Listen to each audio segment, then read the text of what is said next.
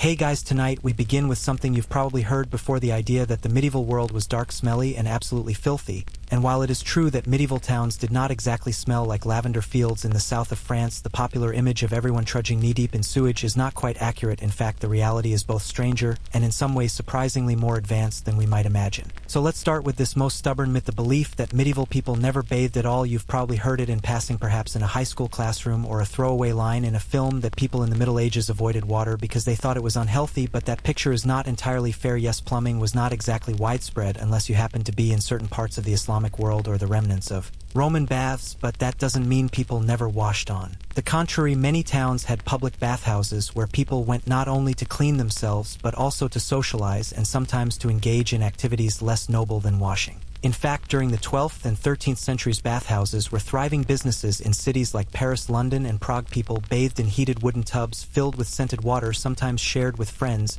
and sometimes with strangers, and while soap was expensive, the wealthy could afford bars made with olive oil imported from the Mediterranean, while the poor often used ashlar or herbs like sage and lavender to scrub themselves. Of course, it wasn't exactly a spa day. The water was reused far more times than anyone today would find acceptable, and cleanliness standards varied, but to say that medieval people did not bathe at all is like saying we today never eat vegetables because fast food exists. The truth is more nuanced, more complicated, and therefore far more interesting. The myth of filth also ties neatly into another persistent fantasy, that medieval streets were open sewers with chamber pots being emptied onto innocent passers-by. And while yes, chamber pots were definitely a thing and waste disposal was less than modern, medieval towns did try to regulate. Sanitation laws were written requiring people to dump waste in specific places, and fines were issued for those caught tossing unpleasant content out of their windows. In fact, city records from 14th century London are full of grumpy complaints about neighbors who ignored the rules. The irony is that while medieval sanitation would horrify us today, it was at least recognized as important. Unlike the caricatured idea that no one cared at all, it's a little like imagining that people in the 21st century never recycle simply because some of us still don't bother. The Middle Ages had rules, people broke them, and others complained about it, which makes them feel oddly familiar, doesn't it?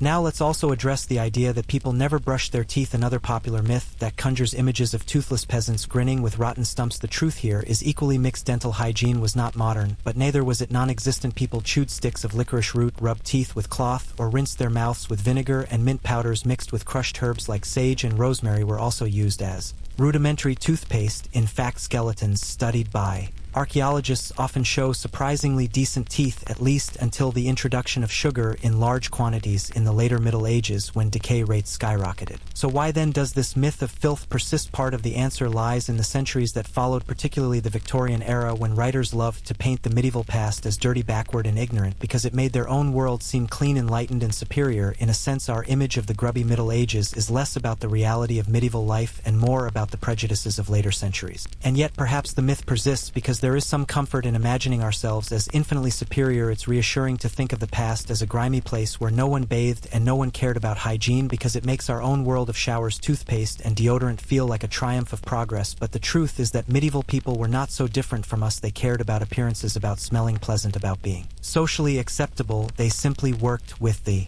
tools and the knowledge they had at the time. So tonight, as you drift into sleep, think about the simple fact: medieval people bathed more often than you've been told. They brushed their teeth in their own way, and they cared about clean clothes enough to beat them in rivers until their arms ached. The Middle Ages may not have smelled like roses, but they were never quite as filthy as the myths would have us believe. And perhaps the most human thing of all is that even in an age of castles and plague and superstition, people still worried about being presentable in public. When we imagine medieval life, it's often painted in shades of gray, not only the stone castles and the smoky huts, but the mood itself. We picture peasants trudging through fields in endless misery, monks shuffling silently through cloisters, and nobles sitting stiffly in drafty halls like statues who had forgotten how to laugh. It is a convenient picture because it makes the era feel like one long rainstorm of gloom, but like most convenient pictures, it is entirely wrong. The myth that the medieval world was joyless and boring is strangely persistent, perhaps because it helps modern audiences feel grateful for Netflix, electricity, and weekends. But if we look closer, the Middle Ages was not a world without fun or laughter. It was a world brimming with festivals, dances, music, games, feasting, and yes, even comedy, though perhaps comedy of a type that would make us blink rather than chuckle.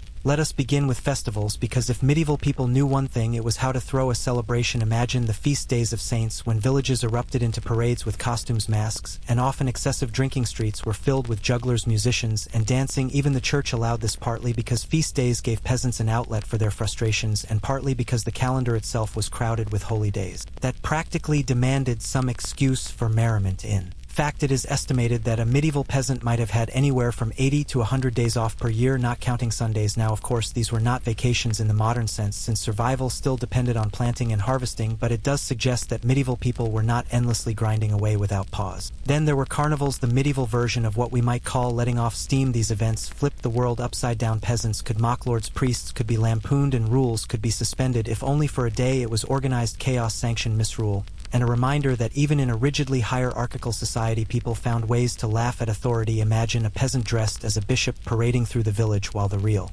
bishop looked on, pretending not to notice. The humor was not subtle, but it was very human. Music was everywhere too, not just the solemn chants of monks, but lively tunes played on fiddles, bagpipes, flutes, and drums. Peasants danced in circles under the open sky, while minstrels wandered from town to town bringing news and entertainment. Medieval manuscripts are filled with drawings of people playing instruments, and often doing so with ridiculous enthusiasm. You will even find doodles of rabbits playing trumpets or snails battling knights, as though the monks who illustrated them were giggling quietly in the scriptorium. As for games, medieval people had plenty. They played dice and board games like Nine Men's Morris or Alkirk, the ancestor of checkers, and they enjoyed rough sports like mob football, where entire villages charged at each other with a ball that was nearly impossible to control. If you think modern soccer fans are rowdy, imagine an entire town chasing a ball through the streets with no referees and very few rules. Then there was storytelling. Evenings around the hearth were filled with tales, both sacred and ridiculous, legends of King Arthur, sagas of saints, bawdy jokes about priests and lords. The medieval taste for humor could be earthy, sometimes shockingly so for modern ears. You might imagine people laughing at stories about flatulence, cuckolded husbands, or greedy monks. In other words, the medieval sense of humor was not all that different from the lowest rung of comedy today. And what about romance? Medieval people were not robots, despite what popular myths suggest. They loved love songs. Troubadours in southern France sang elaborate verses about courtly love. Knights composed awkward poems about ladies they had never spoken to, and even peasants celebrated weddings with dancing and lewd jokes. The reality was that life was hard and death was close, but precisely because of that, joy was treasured when it came. The church, of course, did not always approve, though it too used pageantry, music, and drama to inspire its flock. Miracle plays and morality plays were popular entertainments combining lessons with spectacle. Traveling actors performed biblical stories with humor and sometimes irreverence, because even priests knew that a bored audience was a lost audience. And so the myth of a dull and joyless Middle Ages evaporates when we step closer. Life was not a monotone dirge. It was noisy, colorful, rowdy, full of laughter and song. Yes, there was suffering, but there was also play, and in that sense medieval people feel far closer to us than we like to imagine. The irony is that the very manuscripts that preserved prayers and solemn texts also preserved doodles of drunken monks wrestling with animals or cats chasing mice across the margins. The evidence of medieval laughter is right there in ink, drawn by the same hands that copied scripture. They could be devout and ridiculous, at once serious and playful, as we all are. So tonight, as you drift deeper into rest, remember this medieval life was not a gray cloud, but a patchwork quilt of sorrow and laughter, hardship and joy. Peasants danced, nobles feasted, minstrels sang, monks doodled in their prayer books, and for all the differences between then and now, the sound of laughter is perhaps the most timeless echo of all. When we think of knights, the picture that usually rises in the imagination is one polished to a mirror shine, a noble warrior mounted on a gleaming horse, his armor reflecting the sun like a medieval superhero. He is chivalrous, brave, unfailingly loyal, and he spends his days rescuing maidens, slaying dragons, and defending the helpless. In other words, he is less a man than a fairy tale, and like all good fairy tales, it has little to do with reality. The truth of knights was far less. Glittering armor did exist, of course, though it was heavy, expensive, and more practical than shiny. The average knight spent little time polishing it to perfection, and far more time sweating inside it. Knights were warriors, mercenaries, landowners, and sometimes thugs who happened to ride horses. The code of chivalry we associate with them was less a strict rulebook and more an idealized fantasy written by poets and clerics who wished warriors would behave themselves. But the reality of the battlefield rarely matched the poetry. Knights, for instance, were supposed to protect the weak. In practice, they often terrorized them, raiding villages, burning crops, and extorting peasants for protection money, which is a polite way of saying legalized bullying. Medieval chronicles are filled with complaints about knights behaving badly. Entire councils of the church were dedicated to scolding them for turning tournaments into drunken brawls or robbing pilgrims along the road. If this sounds less like King Arthur and more like a medieval biker gang, that is because in many ways it was. And about those tournaments, they were not elegant justs with lances delicately shattered in slow motion, they were chaotic melees, entire groups of knights charging at one another in what looked more like a street fight on horseback than a sporting event. The goal was not simply honor but often ransom. Capturing your opponent alive was more profitable than killing him because noble prisoners could be exchanged for money. This meant a successful knight was part warrior, part kidnapper, and entirely pragmatic. The image of the knight as a romantic figure devoted to courtly love is another invention. Troubadours wrote verses about unattainable ladies, knights composed sonnets about ideals they had no intention of living up to, and all of it makes for lovely literature. But in practice, knights married for land, alliances, and power, just like everyone else did. If they wrote about love, it was usually directed at someone else's wife, which gives the whole concept of chivalry a more ironic tone than the fairy tales led on. And that shining armor, we imagine, yes, it existed, but most knights wore mail for centuries, a mesh of interlinked rings that was heavy, sweaty, and far from glamorous. When plate armor became more common in the later Middle Ages, it was indeed impressive, but it was also prone to dense dirt and unpleasant odors. Armor polishing was not a hobby knights enjoyed in their spare time, it was work for squires, servants, and anyone unlucky enough to be assigned to the task. Dragons too did not feature heavily in their lives, unless you count the very real human opponents who wielded axes and arrows in ways that could punch right through that famous armor. The average knight's existence was one of brutal campaigning, trudging through mud, sleeping rough, and trying not to die of dysentery, which kills the glamour rather quickly. Yet we must be careful not to swing the pendulum too far. Knights were not all villains. Some did genuinely try to live by ideals of loyalty, courage, and honor, but these were aspirations, not guarantees. Medieval society needed knights for war, but it also feared them for their violence, hence the endless sermons and manuals reminding them to behave. The very existence of the code of chivalry is proof that knights often did not follow it. Literature did much of the polishing of their image. The tales of King Arthur, the romances of Chrétien de Troyes, the epics of Roland, all of these texts helped create the shining knight we picture today. They were less historical documents and more propaganda stories written to inspire or entertain. They taught audiences how knights ought to act, not how they usually did.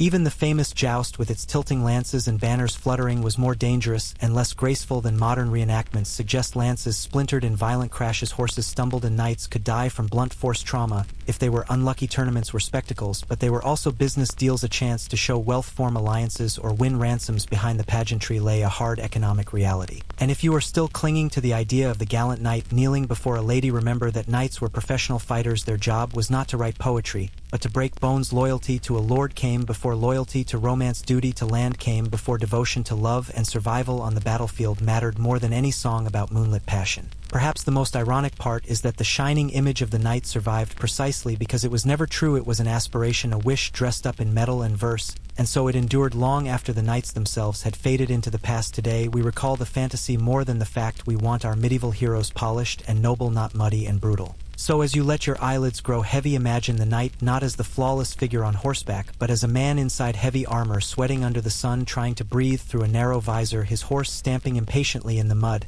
He is brave at times, cruel at others, romantic in verse, pragmatic in action, flawed, entirely human like all of us, and perhaps more interesting because of it. When you picture the Middle Ages, your mind probably conjures something pungent, a vision of peasants caked in mud, nobles who never bathed in streets running with filth. After all, isn't that what we were all told? That medieval people hated cleanliness and considered soap an unnecessary luxury, that they thought bathing was dangerous for their health, and that the whole era smelled like a wet dog trapped in a damp cellar. But as with most of these medieval myths, the truth is far more complicated and far less stinky. The Middle Ages were not the hygienic utopia of scented baths and spa treatments, but nor were they a cesspool where no one ever washed. In fact, many people of the time valued bathing more than we give them credit for. Public bathhouses were common across medieval Europe. In towns and cities you could find steamy wooden buildings where men and women went to soak in hot water, to relax, to gossip, and to attempt something resembling cleanliness. These bathhouses were so popular that authorities often worried people were spending too much time in them. They were also social hubs, places of conversation, and occasionally places of more dubious entertainment, if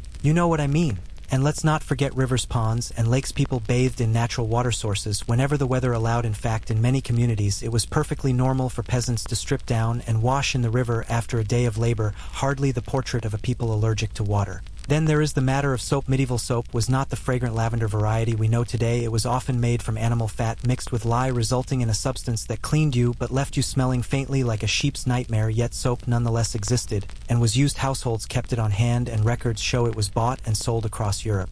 We also find evidence of personal grooming that runs contrary to the dirty medieval stereotype. Combs survive in archaeological digs, showing people cared about their hair. Manuals discuss the importance of washing the face and hands. Monks in monasteries had strict rules about when and how to bathe. Even peasants were instructed in basic hygiene by church authorities. Cleanliness had spiritual as well as practical importance too. Medieval mines. So where did the myth of the filthy Middle Ages come from? Well, it is partly a story of comparison. The later Renaissance and Enlightenment thinkers enjoyed portraying their medieval ancestors as backward, uncultured, and dirty because it made their own age look more civilized and advanced. In other words, bad medieval hygiene was great Renaissance marketing. It was also shaped by later Victorian attitudes. Victorians had a strange relationship with bathing. They believed nudity was scandalous, and many associated public bathhouses with immorality, so they happily looked back on medieval bathhouses and declared them dens of sin where no proper person would go, and like many judgments it stuck in popular imagination. Of course, there were times when bathing fell out of fashion, not because people hated water but because they feared disease during outbreaks of plague or other epidemics. Some physicians warned that hot baths could open the pores and let in sickness, so people avoided bathing for periods of time, but these were exceptions, not the rule, and it is worth noting that when faced with a pandemic, people have always been prone to unusual health theories. Personal hygiene varied by class as well. Nobles had the means to build private bathing chambers in their homes and castles complete with tubs, heated water, and attendants. Peasants, by contrast, had fewer luxuries, but they were not strangers to washing. They rinsed their clothes in streams, they bathed when they could, and they cared about appearances, at least on special occasions like church festivals or feasts. Even the stereotype of rotting teeth is misleading. Sugar was a luxury in the Middle Ages. Most diets were low in it, meaning dental decay was less rampant than in later centuries. Medieval people used toothpicks, rubbed their teeth with cloths, and chewed aromatic herbs for fresh breath. Not quite Colgate, but not total neglect either. Odors were certainly a part of medieval life, but they were managed in ways we might not expect. Herbs were scattered on rushes strewn across the floors to sweeten the air. Perfumed oils were dabbed on the body, and scented pouches were carried to ward off bad smells. Bad smells were not ignored, they were fought with the tools available. It is also telling that medieval jokes and insults often involved accusations of being unwashed. If someone wanted to insult another person, they would call them dirty, which only makes sense if cleanliness was considered desirable in the first place. No one bothers to hurl an insult about something universally accepted as normal. You wouldn't call someone oxygen breathing as an insult unless breathing oxygen was considered unusual. So why do we cling to the myth of the filthy medieval man or woman? Because it is vivid, entertaining, and frankly a little comforting. The idea that we are so much cleaner than our ancestors flatters us. It makes modernity seem like a triumph of soap and deodorant over a millennium of mud and sweat, but the truth is more nuanced. They were neither spotless nor hopelessly dirty. They lived within the limits of their technology and their beliefs, and within those limits they often cared about hygiene more than we assume. Imagine for a moment the medieval bathhouse, steam rising from wooden tubs, laughter and chatter mixing with the splash of water. Imagine peasants washing their hands in a stream before supper, monks carefully following the ritual of washing before meals, a noblewoman perfuming her hands with scented oils before meeting guests. It is not the picture we are given in movies, but it is closer to reality. So as you rest tonight, drifting towards sleep, picture not 1,000 years of grime, but a world where people tried in their own ways to be clean, where soap was rough but effective, where baths were social rituals, and where cleanliness was valued even if it looked different from ours. And perhaps the lesson is this: history is rarely as dirty or as clean as we imagine. It is simply human. If you've ever watched a historical drama, you probably know how medicine in the Middle Ages is usually portrayed. Someone coughs once the local healer arrives and promptly prescribes bloodletting leeches, a prayer, or maybe an onion shoved somewhere onions should never be, and of course the patient either dies or miraculously survives with no help from the treatment. It's a vivid image, and it fits perfectly with our modern picture of the so-called Dark Ages, a time when people thought disease came from evil spirits or an unbalanced alignment of Mars and Saturn. Surely no one had any real medical knowledge back then. But once again, the truth is more complicated than the myths suggest. While it's true that medieval medicine was not modern medicine, it was not as entirely hopeless or irrational as we like to imagine. Let's start with the dreaded leeches. Yes, leeches were used in medieval medicine, but not in the cartoonish way we think. Doctors didn't throw buckets of them onto patients at random. Bloodletting had a theory behind it. The idea came from ancient Greek medicine, particularly the teachings of Galen, who believed health depended on balancing the four humors: blood, phlegm, black bile, and yellow bile. If you had too much blood, for instance, you might be lethargic, feverish, or swollen, so letting some out through veins or leeches was thought to restore balance. And while it's easy to laugh at now, remember this system of humors was their attempt to create a coherent medical theory. It was not random superstition, it was their version of scientific consensus, even if that consensus was tragically flawed. But medieval medicine was not just humors and leeches, it was also practical remedies. Many herbal treatments used in the Middle Ages had real effectiveness: garlic, honey, willow bark, sage, thyme. These were not chosen by accident. Honey, for example, has antibacterial properties. Garlic helps fight infection. Willow bark contains salicin, which is related to aspirin. Thyme has antiseptic qualities. Medieval herbalists may not have known the chemistry, but they observed results over generations and codified them in herbals manuals that listed plants and their uses. There were also surprisingly advanced surgical practices. Medieval surgeons stitched wounds, used cauterization to stop bleeding, and even attempted rudimentary forms of anesthesia using mixtures of herbs like mandrake and henbane. Some surgeons performed cataract surgery using a needle to push the cloudy lens out of the line of sight. Crude, yes, but it shows they were not entirely helpless with eye disease. Skulls with healed trepanation holes. Yes, holes drilled into heads suggest patience sometimes. Even survived brain surgery. Hospitals too were a medieval invention. They were not always hospitals as we know them today, but more like hospices where care was provided for the sick, poor, and travelers. Monasteries especially became centers of medical care. Monks kept medical texts, studied herbs, and maintained gardens where they grew medicinal plants. They might not have had penicillin, but they had organization, compassion, and a surprising amount of empirical knowledge. We also shouldn't forget the role of women in medicine. Midwives, herbalists, and wise women played vital roles in communities, especially in childbirth and everyday ailments. These women were often the first line of care long before a physician could be summoned, and their remedies were drawn from centuries of oral tradition, sometimes ridiculed by male physicians, but often far more practical than academic theories of humors floating in ivory towers. So where did the idea of medieval medicine being nothing but nonsense come from? Again, it is a story of contrast. Renaissance and Enlightenment thinkers mocked the medical practices of the Middle Ages as outdated to glorify their own advances. Victorian historians later added more scorn, and of course popular culture loves to exaggerate the grotesque. The truth that medieval people had an imperfect but developing medical system is less entertaining than a doctor shouting, "Bring more leeches," as someone collapses. That said, we cannot pretend medieval medicine was consistently effective. Plenty of treatments were bizarre, and some outright harmful. Powdered gemstones, burned animal dung, mixtures of urine, and wine charms inscribed with Latin phrases. There was no shortage of methods that ranged from questionable to fatal, but we must remember they were trying to treat disease with the tools and ideas available to them. The plague is often used as the ultimate example of medieval medical failure. Physicians tried all sorts of things, from fumigating houses with herbs to carrying posies of flowers to balance bad air. One theory blamed earthquakes, another blamed planetary alignment, but it is easy to judge in hindsight. The truth is, even with modern medicine, the Black Death would have been devastating without antibiotics to treat bacterial infection. The medieval world had little chance, but this was not stupidity. It was simply technological limitation. And importantly, medieval medicine was not stagnant. It evolved. Translations of Arabic medical texts brought advanced knowledge from the Islamic world into Europe. Scholars like Avicenna wrote encyclopedias of medicine that were studied for centuries. Arab physicians performed complex surgery, built hospitals with wards, and emphasized cleanliness. Their works influenced Europe deeply and gradually pushed medicine forward. So, the medieval world was not isolated, it was connected, learning, adapting, and expanding. If you look at manuscripts from the time, you find illustrations of surgical tools, scalpels, forceps, cautery irons, some of them not so different from later instruments. You find diagrams of anatomy, imperfect but earnest attempts to understand the body. The fact that they even dissected bodies at all despite cultural taboos shows curiosity and desire for knowledge.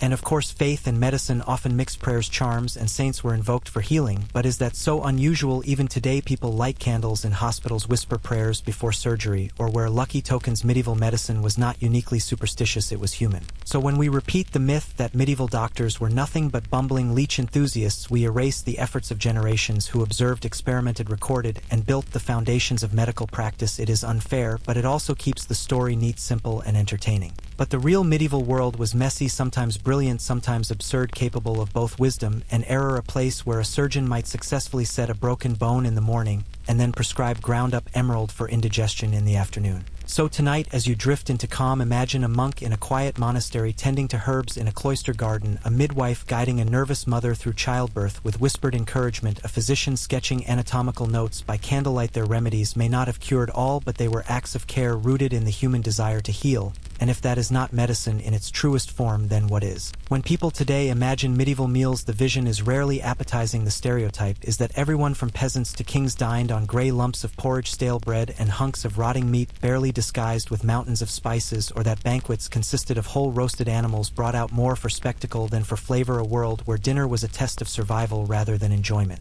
And like most things, it is partly true and largely wrong. Medieval food was not uniform misery. In fact, meals could be varied, colorful, and surprisingly refined, depending on who you were, where you lived, and what the season allowed. Let's begin with the most common dish, gruel. Yes, gruel existed, but it wasn't the sludge of despair it has become in popular imagination. Gruel was essentially porridge, oats, barley, wheat, or rye boiled in water or milk. Peasants ate it daily because it was cheap, filling, and flexible, but it wasn't necessarily bland. You could add vegetables, herbs, or even a splash of ale if fortune allowed. Medieval stews often simmered with leeks, onions, parsley, garlic, turnips, beans, cabbage, and whatever meat scraps were available. It may not sound glamorous, but it was nourishing and certainly not always disgusting. Bread was the true cornerstone of the medieval diet, but again, it was not all hard crusts of moldy misery. Bread came in many varieties: coarse dark rye for peasants, fine white loaves for the wealthy, sometimes flavored with honey, seeds, or spices. Bakeries were so important that laws regulated bread weight and quality to prevent cheating. The assize of bread and ale in England literally set standards to keep bakers honest. Bread was so vital that when famine struck, riots often began at the bakery door, not because people were craving luxury, but because bread meant survival. And what about the ever-repeated myth of rotting meat covered in spices? It is repeated so often that it has become fact in the popular mind. The idea is that since medieval people lacked refrigeration, their meat spoiled constantly,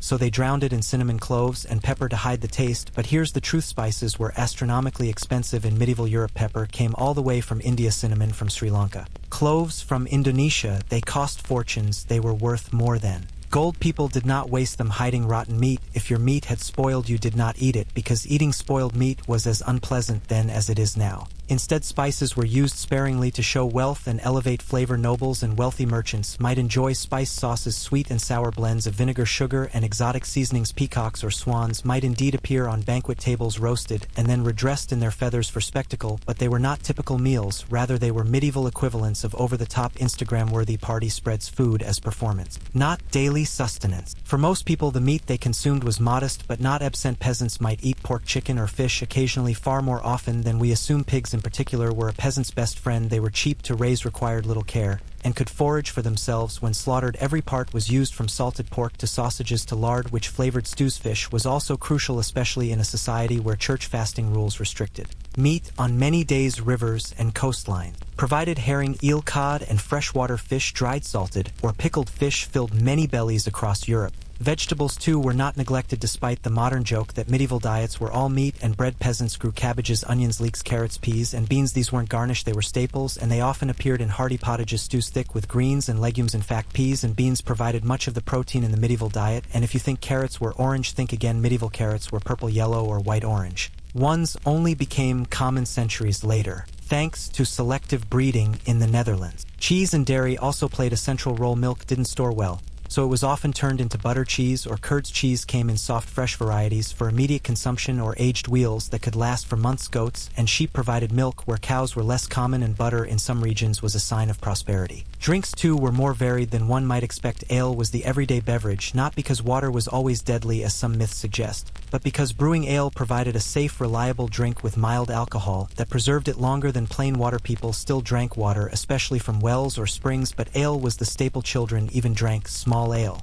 with lower alcohol content, and of course wine flowed freely in regions where vineyards thrived: France, Italy, Spain, and parts of Germany, while in northern regions mead and cider were also enjoyed. Desserts existed too, though sugar was rare and expensive. Honey was the sweetener of choice. Honey cakes, spiced pastries, almond milk puddings, fruit tarts, apples, pears, cherries, and plums all appeared on medieval tables. Dried fruit like figs, raisins, and dates, imported through trade routes, were luxury items but highly prized. One cannot forget that food was also deeply tied to religion. Fasting days shaped the medieval calendar more than modern diets ever could. Lent, Advent, and weekly fasts limited meat consumption for huge portions of the year. On these days, fish, legumes, eggs, and dairy substituted meat entirely, so medieval people were used to a far more flexitarian diet than our stereotype of endless roast beef suggests. And of course, class mattered dramatically. A noble feast might feature roasted boar, elaborate sugar sculptures, and courses of spiced sauces. Peasants might subsist on coarse bread, cabbage, stew, and cheese. The contrast was stark, but it was not one of rotten meat versus edible meat. It was one of abundance and variety versus simplicity and repetition. So why does the myth of rotten meat persist? Once again, the Renaissance and later Victorians loved to portray the Middle Ages as backward and barbaric. Spices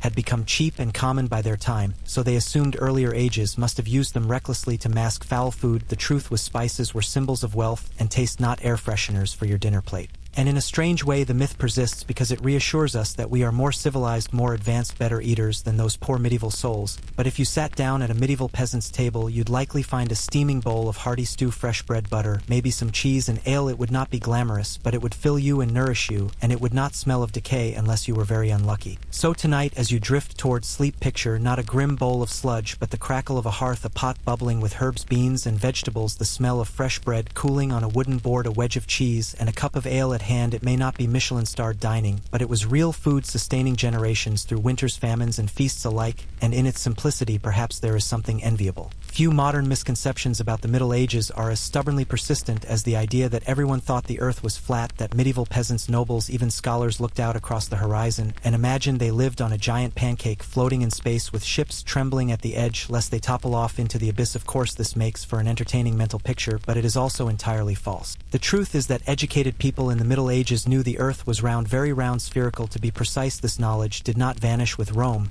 nor was it rediscovered by Columbus. Medieval scholars inherited a long intellectual tradition stretching back to the ancient Greeks. Aristotle, writing in the 4th century BC, noted that the shadow of the earth on the moon during a lunar eclipse was always curved. This could only happen if the earth were spherical. Eratosthenes even measured its circumference with remarkable accuracy around 240 BC. By the time the Middle Ages rolled around, this was common knowledge among scholars, clergy, and anyone educated enough to read. The notion of a flat earth is a much later invention, largely manufactured in the 19th century by writers who enjoyed painting the Middle Ages as an age of ignorance, darkness, and superstition. These Victorian storytellers loved to imagine Columbus bravely sailing west while the church warned him he would fall off the edge. In truth, Columbus's critics did not fear falling into oblivion. They feared something far more rational, that Columbus had underestimated the size of the globe and that he would run out of supplies long before he reached Asia. In that sense, they were correct. Columbus had indeed miscalculated. He just got lucky that 2 continents stood in his way. But if medieval people did not think the world was flat, why does the myth persist in popular imagination? Part of it lies in our need to feel superior. We like to imagine our ancestors as fumbling fools to highlight how enlightened we are today. Never mind that many of them spent more time looking at the night sky than most of us ever will. Medieval monks tracked lunar cycles for calendars, farmers studied the stars for planting seasons, and sailors navigated using the heavens. They were not imagining the earth as a dinner plate, they were mapping it with more care than many modern globes receive. Medieval manuscripts prove this point beautifully. Take, for example, the Imago Mundi and Desphera treatises from the 12th and 13th centuries. They depict the earth as a sphere floating in space. Some illuminated manuscripts even show Christ holding a round orb symbolizing dominion over a spherical world. Globes were not inventions of the Renaissance. They were known and occasionally produced in earlier centuries as symbols of both knowledge and power. Now it is true that medieval maps can look strange to our eyes, not round globes, but odd shapes oriented with Jerusalem at the center, east at the top, and fantastical creatures lurking at the edges, but this does not mean their makers thought the earth itself was flat. Rather, these were theological and symbolic maps. They were not meant for sailors, they were meant to convey a spiritual message that all roads lead to God. Maps like the Mappa Mundi were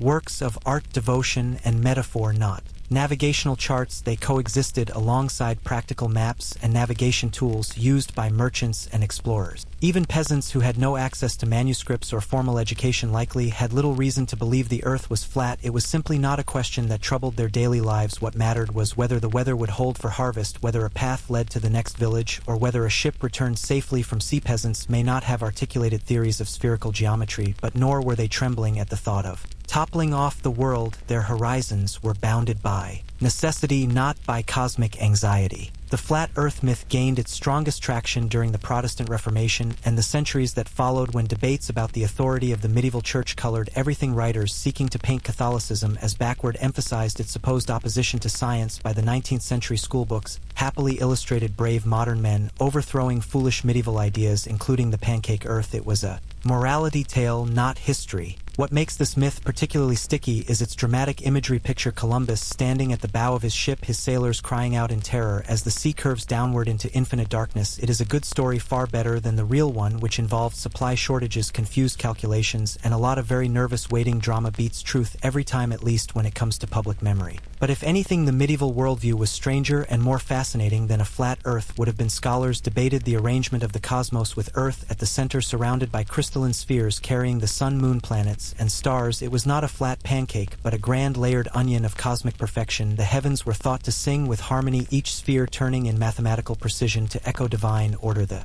problem was not ignorance, it was certainty. They believed They had mapped God's creation in exacting detail. And here lies the quiet irony: we laugh at the medievals for supposedly believing in a flat earth, when in fact they knew it was round, yet we often ignore how confidently they filled the heavens with crystal spheres, angels, and music of the cosmos, which to them was equally obvious. Knowledge is always limited by imagination, and centuries from now our own scientific certainties may look just as quaint. So the next time you hear someone say that medieval people thought the world was flat, remember that this is a slander invented centuries later. The Middle Ages had their superstitions and errors, yes, but they did not include the pancake earth. Instead, their scholars read Aristotle, their monks copied Ptolemy, their artists painted Christ with a globe in his hand, and their navigators trusted the round horizon enough to risk their lives upon it. Imagine drifting now not over a flat surface but across a sphere, immense and ancient stars wheeling above you as they did for medieval eyes, who gazed upward with both wonder and conviction. Their world was not flat, it was endlessly curved, infinite in its mystery. And for all their mistakes they knew that much with more certainty than many give them credit for.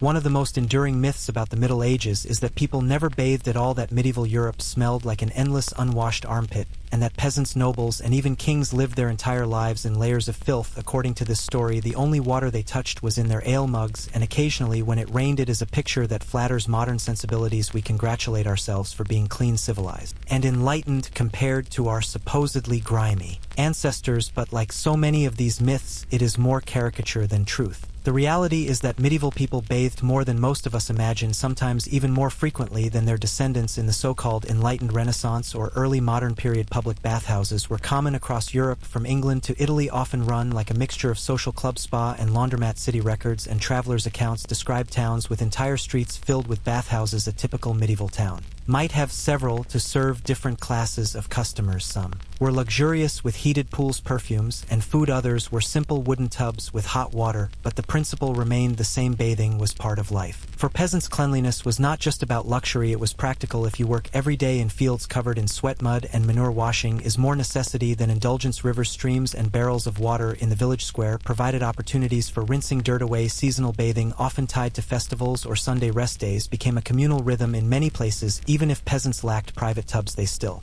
valued being clean when circumstances allowed. Monks and clergy also placed an emphasis on hygiene, though not for vanity. Bathing was seen as a form of discipline, a way to preserve the health of the body, which in turn sustained the soul. Monastic rules sometimes limited bathing to a few times a year, but these were exceptions, not universal prohibitions. Many orders permitted regular washing of hands, feet, and faces. Some even allowed full baths weekly, especially in warmer climates or in monasteries near hot springs. Manuscripts survive describing the preparation of herbal baths believed to cleanse both body and spirit. And yet the picture of the dirty medieval is not without some root in truth. Attitudes toward bathing shifted dramatically over the centuries. During the later Middle Ages, particularly after the spread of the Black Death in the 14th century, some began to associate public bathhouses with immorality, disease, and sin. Bathhouses often doubled as meeting places for illicit affairs, and in certain towns were linked with prostitution. When plague swept across Europe, doctors argued that bathing opened the pores and made the body vulnerable to illness. The advice to avoid water lingered, especially in colder northern climates where heating bathwater was expensive and difficult. But the decline of bathing habits is more a story of the Renaissance and early modern periods than the medieval era itself. Ironically, some 17th century elites boasted that they had never washed with water, believing that linen shirts worn close to the skin absorbed impurities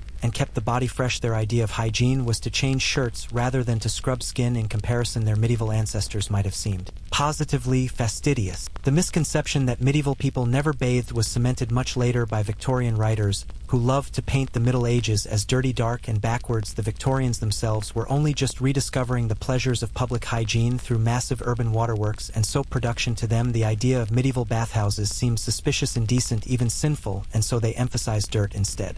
Archaeology helps clear the air, so to speak. Remains of medieval bathhouses have been uncovered in cities like London, Paris, and Prague, often with elaborate heating systems, pipes, and tiled pools. Medieval latrines and sewer systems, though rudimentary, also show an awareness of sanitation far more advanced than the myth allows. Even the humble chamber pot speaks of an effort to manage hygiene within the limits of available technology. Imagine walking into a 14th century Parisian bathhouse, steam rising from stone pools, wooden tubs filled with herbal infusions of rosemary or lavender, patrons chatting, eating, drinking wine, servants bringing heated water from furnaces outside. It was not merely about getting clean, it was a social event, a place for relaxation, gossip, even business meetings. Men and women sometimes bathed together in early centuries, though later moral anxieties put a stop to that. The medieval bathhouse was closer to a modern spa than a cesspool of filth. It is also worth remembering that bathing was not the only form of medieval hygiene. People brushed teeth with twigs, chewed herbs, used cloths to wipe skin and hair, and even carried scented pouches of lavender or rosemary pinned to their clothes. In a smoky world of open hearths and crowded streets, scent mattered as much as cleanliness. Being pleasant to smell was a sign of civility. The myth of the perpetually dirty medieval may persist because it fits too neatly into our story of progress. We like to imagine a straight line from filth to cleanliness, from ignorance to science, but history rarely moves so neatly. The Middle Ages were a patchwork of habits, some cleaner than we imagine, some less so, depending on geography, wealth, and circumstance. The peasant who bathed once a week in the river may have been cleaner than a Renaissance noble who prided himself on never touching water. The monk who carefully washed before prayers may have had fresher habits than a 17th century physician. What lingers from the myth is its sensory power. We can almost smell the imagined stench of unwashed bodies, rotting meat, and manure, but the truth is that medieval people lived with smells we would find overwhelming. Even if they did bathe, the streets were filled with livestock markets, tanneries, cesspits, and smoke. No amount of bathing could completely remove the scent of medieval life. Cleanliness was relative, not absolute, but it was still valued. So when we picture medieval people, let us not see them as cartoonishly filthy caricatures, but as human beings who valued washing, who built bathhouses, heated water with great effort, and took pride in cleanliness within their means. They may not have had soap in every bathroom, but they knew the relief of rinsing sweat from skin, the comfort of clean hands before eating, and the pleasure of soaking in warm water with friends. The irony of this myth is that it says more about us than about them. We assume they never bathed because we wish to see ourselves as vastly superior. In truth, they bathed more often than some of their descendants, and perhaps took more pleasure in it as well. In their steaming bathhouses, they laughed, gossiped, and relaxed, proving that even in the so-called Dark Ages, people longed to feel clean, refreshed, and human. And so if you ever hear the claim that medieval people never bathed, you can smile knowingly and remember that while they may not have had showers with adjustable settings or scented body wash, they did value cleanliness far more than the myth suggests, and perhaps more than some of us today. One of the most popular images of the Middle Ages is of peasants and nobles alike stumbling through their days in a permanent state of mild drunkenness. The story goes that medieval people drank beer and ale exclusively because the water was far too dangerous to touch. The rivers supposedly filled with filth, sewage, and disease, while the wells were poisoned with every imaginable horror. Thus the only safe option was beer breakfast, beer lunch, beer dinner, beer, even children sipping from foamy mugs at the family table. According to this myth, medieval Europe was basically one endless frat party. The truth, as usual, is less intoxicating. Yes, people did drink a lot of ale, but no, they were not constantly drunk, and no, water was not universally deadly. In fact, medieval people drank water every single day and considered it not only acceptable but often preferable depending on the situation. To begin with, water was everywhere. You could not survive as a village without a clean water source. Wells, streams, cisterns, springs, these were built into the very structure of medieval life. Monasteries especially were famous for their carefully managed water systems. Monks dug channels, diverted streams, and created reservoirs to ensure pure supplies. Water was needed for brewing, yes, but also for cooking, laundry, gardening, animal care, and of course for drinking. Medieval medical texts even recommend water in certain circumstances. Physicians described the best water as clear, odorless, and cool, drawn from running springs rather than stagnant pools. Hardly the advice of people who never touched the stuff. But why then the association with ale and beer? The answer lies in nutrition and preservation. Brewing ale was a way of making grains into a liquid form of food. It was filling, nourishing, and safer to store than plain water in barrels because the brewing process killed off some bacteria and stabilized the drink. But importantly, the ale most medieval people drank was not the potent beer we know today. It was small beer, very weak in alcohol, sometimes no stronger than modern soft drinks. It was essentially liquid bread with just enough alcohol to preserve it. The idea was not to get drunk, but to have calories, hydration, and safety all in one. For peasants working long hours in the fields, small beer was a practical companion. It replenished energy in a world where food could be scarce and clean containers of water not always available in the hot sun. A jug of ale might indeed be safer than water drawn from a random puddle, but when water was fresh, flowing from a spring or well, people drank it freely. There are countless medieval accounts of travelers pausing by streams to refresh themselves, or of villages gathering around wells. Water was not taboo, it was valued. Children too drank water, as well as milk from goats, cows, or sheep. There are records of watered-down wine or ale being given to the young, but this was often more about calorie content than distrust of water. The image of toddlers swigging pint after pint of beer until bedtime is a product of modern exaggeration rather than medieval reality. Another reason for the myth's persistence is that medieval Europeans themselves sometimes praised beer and wine over water, but these comments were not about safety alone, they were about taste and status. Wine especially carried symbolic meaning in Christian culture. It was the drink of the altar and therefore of civilization. Beer and ale, while humbler, still held a place of pride in Northern Europe. When someone said beer was better than water, they often meant socially or culturally, not medically. The decline of water's reputation came later as towns grew larger and sanitation failed to keep pace. In the later Middle Ages, rivers like the Thames in London became increasingly polluted by industries, tanneries, butchers, and cesspits nearby. In such cases, people rightly distrusted water from certain sources, but even then they distinguished between good and bad water the same way we do today. After all, you would not drink from a swamp, and neither would they, but a mountain spring or clear well was another matter entirely. Archaeology again provides evidence. In towns across Europe, archaeologists have uncovered carefully constructed well cisterns and aqueduct systems. These were not ornamental, they were used daily. The idea that people would build these systems only to refuse to drink from them makes little sense. Medieval manuscripts also feature illustrations of villagers gathering around fountains, monks diverting streams into cloisters, and even nobles relaxing in gardens by water. Features water was central to life, not shunned. The myth of a permanently tipsy medieval Europe likely gained strength in the 19th and 20th centuries when historians eager to contrast modern progress with medieval backwardness painted a picture of dirty drunken peasants stumbling from feast to feast. It is an amusing caricature, and it makes us feel superior as we sip our coffee and bottled water, but it ignores the nuance of medieval practice. Yes, they drank beer often. But no, it was not the same beer we drink today, and no, they were not drunk all the time. Ironically, we today may be more intoxicated than many medieval peasants. Heavy drinking of spirits like gin, vodka, rum, and whiskey only became widespread much later in history. These drinks, far stronger than ale, reshape societies in ways medieval Europeans never experienced. Their small beer looks almost quaint by comparison. Let us imagine for a moment a day in a medieval village. At dawn, a peasant might drink a mug of small beer with bread before heading into the fields. At midday, he might refill with more small beer, but if he passed a fresh spring on his way, he would not hesitate to cup his hands and drink from it. In the evening, water might be used in soup, stews, and pottage. The family, children and adults alike, would drink a mixture of whatever was available: milk, water, small beer, depending on season and resources. The balance varied, but no one was living in terror of water itself. The myth persists perhaps because it is easy to remember one clear, exaggerated image of beer mugs clinking than to recall the complex reality of water sources, wells, and springs. It is more entertaining to imagine medieval Europe in a constant haze of alcohol than to admit they understood the difference between good and bad water and managed it sensibly. But nuance rarely survives the telling of a myth. So the next time you hear that medieval people drank nothing but beer, you might remember that their world was full of water: wells, springs, fountains, rivers, streams, canals, carefully maintained and relied upon. Yes, beer and ale were common, but they were part of a wider diet of drinks, including water, milk, cider, wine, and herbal infusions. Far from being perpetually drunk, medieval Europeans were in many ways careful and thoughtful about what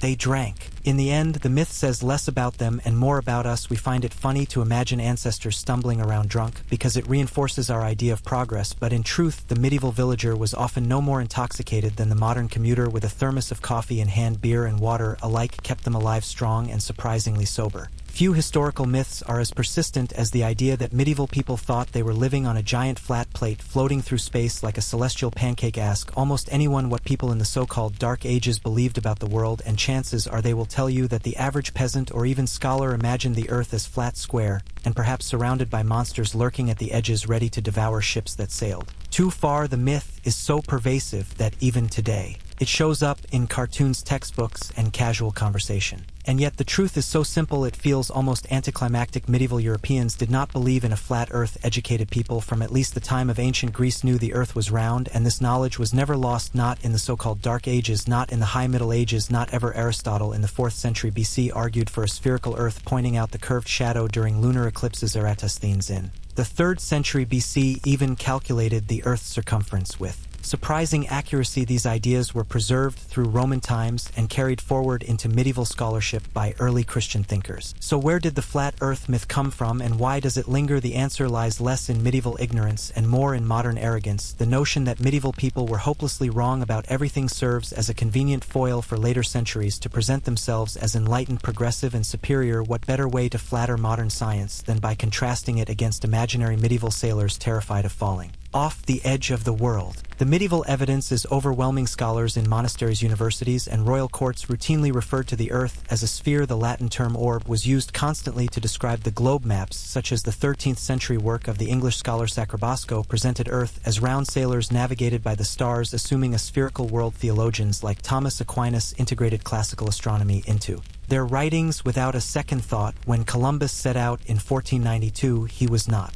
Proving the Earth was round, he already knew it. Everyone did. The debates around his voyage concerned not the shape of the Earth, but its size. Columbus thought the Earth was smaller than most scholars believed, and therefore that Asia could be reached more quickly sailing west. His critics did not laugh at the idea of a spherical Earth. They warned that he was underestimating how far away Asia really was, and they were right. The persistence of the flat Earth myth is one of those strange quirks of intellectual history. Much of the blame can be placed on 19th-century writers eager to paint the church as an enemy of science. In particular, a book called The History of the Conflict Between Religion and Science by John William Draper, published in 1874, and later Andrew Dickson White's A History of the Warfare of Science with Theology, both presented a narrative of heroic scientists battling ignorant priests. Within that narrative, medieval Christians were cast as defenders of the flat Earth myth, even though no such defense ever really existed. It made for a better story and a more satisfying triumph of reason over superstition. By the time these works circulated widely, the myth stuck. Popular culture embraced it, school textbooks repeated it, and the image of flat Earth-believing peasants became firmly cemented in the imagination. The irony is that this caricature says more about Victorian propaganda than about medieval reality. If we step into a medieval classroom, say at the University of Paris in the 13th century, we would find students poring over works by Aristotle, Ptolemy, and Sacrobosco. Their lessons would involve celestial spheres, the movement of the heavens, and the curvature of the Earth. Even artists captured this worldview. Illuminated manuscripts show Christ holding the world as a perfect orb, a symbol of divine creation. Royal seals often depict kings with a globe in their hand representing dominion over the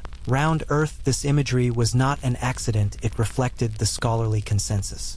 Meanwhile, sailors who spent their lives at sea hardly needed convincing that the Earth was curved. Anyone who watched a ship disappear hull first over the horizon could observe the fact directly. No theology degree required. The curve of the Earth was an everyday experience for navigators, merchants, and fishermen. Of course, this does not mean that every peasant in a remote hamlet could deliver a lecture on spherical geometry. Many people were illiterate and uninterested in such matters, but ignorance does not equal flat Earth belief. The average villager did not spend their time debating cosmology. They cared about crops, weather, taxes, and survival, but when asked, they would often rely on the authority of church and scholars who had already absorbed the spherical worldview. So the notion of a flat Earth was not a peasant belief either. It was simply not part of the culture at all. Part of what keeps this myth alive is its simplicity. It is easy to imagine and easy to repeat. When someone says people once believed the Earth was flat, the listener feels instantly superior. We moderns know the truth, how silly our ancestors must have been. This narrative flatters us, it strokes our ego, it gives us a sense of progress, but in reality the story is itself a kind of superstition, a myth of ignorance about ignorance. The flat Earth idea did exist here and there in antiquity. Some ancient cultures did imagine a flat world, but by the time we reached the medieval period, that notion had long been discarded in European scholarship. It is worth noting too that Islamic scholars preserved and expanded on Greek astronomy during the medieval centuries, producing works that further solidified knowledge of a spherical Earth. Their texts were translated into Latin and circulated widely across Europe, again confirming that no one thought otherwise. So why does the myth endure? Perhaps because it is useful. It is used in classrooms to illustrate the march of progress. It is wielded in debates to mock those deemed anti-scientific. It even survives in the modern resurgence of actual flat Earth conspiracy theorists, who ironically point to the supposed medieval belief as proof that doubting science is not new yet. Even these conspiracies are rooted more in modern mistrust than medieval tradition. If there is one lesson in all this, it is that myths about the past often tell us more about the present. Those Victorian authors wanted a simple tale of science versus religion, so they invented one. We today want a simple tale of our ancestors being foolish, so we repeat it. And yet the truth, the boring reality, is that medieval scholars were not as backward as we like to think. They knew Earth was round. They built their world upon that assumption, and they didn't need Columbus to prove it for them. Imagine then a medieval scholar standing in a candle-lit scriptorium surrounded by manuscripts. He traces the diagrams of the cosmos, spheres within spheres, Earth, a perfect orb floating in the heavens. Now imagine centuries later a Victorian gentleman chuckling to himself as he writes history that paints this same scholar as a flat earther. Which one is really living in ignorance, the one who believed what he saw or the one who invented a myth about the past to flatter himself? Myth of the flat Earth is a reminder that history is never just about what happened. It is about how we choose to remember what happened, and sometimes what we choose to invent. What medieval people really believed was far less absurd. One of the most enduring images of the Middle Ages is that of a filthy peasant trudging through mud caked in dirt from head to toe while their noble lord lounges in an equally grimy castle covered in layers of unwashed clothing. Ask anyone what hygiene was like in medieval Europe, and they will tell you people almost never bathed. In fact, many imagine that centuries went by with Europeans recoiling in terror at the sight of water, as if submerging one's body in a tub might unleash plague, famine, and moral ruin. And yet, like most historical myths, this one collapses under the weight of evidence. Medieval people bathed more often than we think, not as frequently as the modern world with its morning showers and shelves of body wash, but certainly not never. The reality is more complicated, more ordinary, and frankly less disgusting than the caricature suggests. Let's start with the infrastructure of cleanliness. Public bathhouses were common in medieval towns, especially from the 12th to 15th centuries. Records show that Paris alone boasted dozens of public baths, frequented by citizens of all classes. London, Cologne, and Florence all had similar facilities. These bathhouses were often social spaces, places where people could relax, talk, conduct business, or enjoy food while soaking in hot water. They were sometimes even luxurious, adorned with tiled floors, painted walls, and attendants offering towels and scented oils. But of course, bathhouses did not have the same reputation throughout the Middle Ages. What began as centers of hygiene often became associated with other pleasures, food, drink, and eventually sex. By the late Middle Ages, moral reformers began to view them with suspicion, linking them with vice, disease, and sin. So their decline in some regions was not due to an aversion to water, but rather a clash between public enjoyment and shifting moral standards. Aside from public baths, there was the household approach. Wealthy families often had wooden tubs brought into their chambers. Servants would fill them with heated water, and the lord or lady of the house could indulge in what was effectively a medieval spa. Peasants without servants had simpler means. They bathed in rivers, lakes, or makeshift tubs in their cottages. It was not a daily ritual, but weekly or seasonal bathing was far from unusual, and washing the face and hands was a constant routine. In fact, hand washing was such an ingrained part of medieval life that it was considered essential before and after meals. No respectable host would allow guests to dine without first presenting a basin and towel to wash with. Monks washed regularly as part of their religious practice. Some monasteries had elaborate water systems with aqueducts and drains to provide running water to washrooms and kitchens. Medieval medicine also emphasized the benefits of cleanliness. Physicians recommended bathing to balance the humors, soothe aches, and prevent illness. Manuals of household management instructed servants on how to prepare hot baths for their masters. So where does the idea come from that medieval people never bathed? Part of it again lies with later centuries. Victorians in particular enjoyed painting the Middle Ages as dirty and barbaric compared to their supposedly sanitary modern age. This contrast allowed them to highlight their own superiority. But there is also the unfortunate historical coincidence of the Black Death and later waves of plague. Public baths sometimes became associated with disease because they brought many people together. In close contact, rumors spread that bathing could open the pores and allow plague to seep in. This was less about hygiene and more about fear in the face of an invisible killer. Another layer to the myth comes from the Protestant Reformation, which often portrayed Catholic and medieval traditions as decadent and immoral. Bathhouses, with their associations of mixed bathing, food, drinking, and prostitution, became easy targets for reformers who equated them with sin. The destruction of bathhouses in some regions was not proof that medieval people hated water, but rather that moral and religious authorities hated what went on inside them. Let us also consider how different the medieval body was from the modern one in terms of expectations. People did not have synthetic fabrics, perfumes, deodorants, or daily laundry, but they did have linen undergarments, and linen was regularly washed. It absorbed sweat and dirt, keeping the outer layers of clothing cleaner. So while a medieval man might not have bathed daily, his shift or chemise was laundered more often than we. Imagine soap too was widely available, made from animal fat and lye. Sometimes scented with herbs. Markets sold it across Europe. People were not strangers to the concept of scrubbing themselves or their clothes. Of course, hygiene was not modern hygiene. Teeth were cleaned with cloths, ashes, or herbs. Bad breath was masked with spices. Streets and homes were not sterile environments. Fleas, lice, and odors were part of daily life. But this does not mean medieval people were indifferent to cleanliness. It only means they worked within the limits of their technology and culture.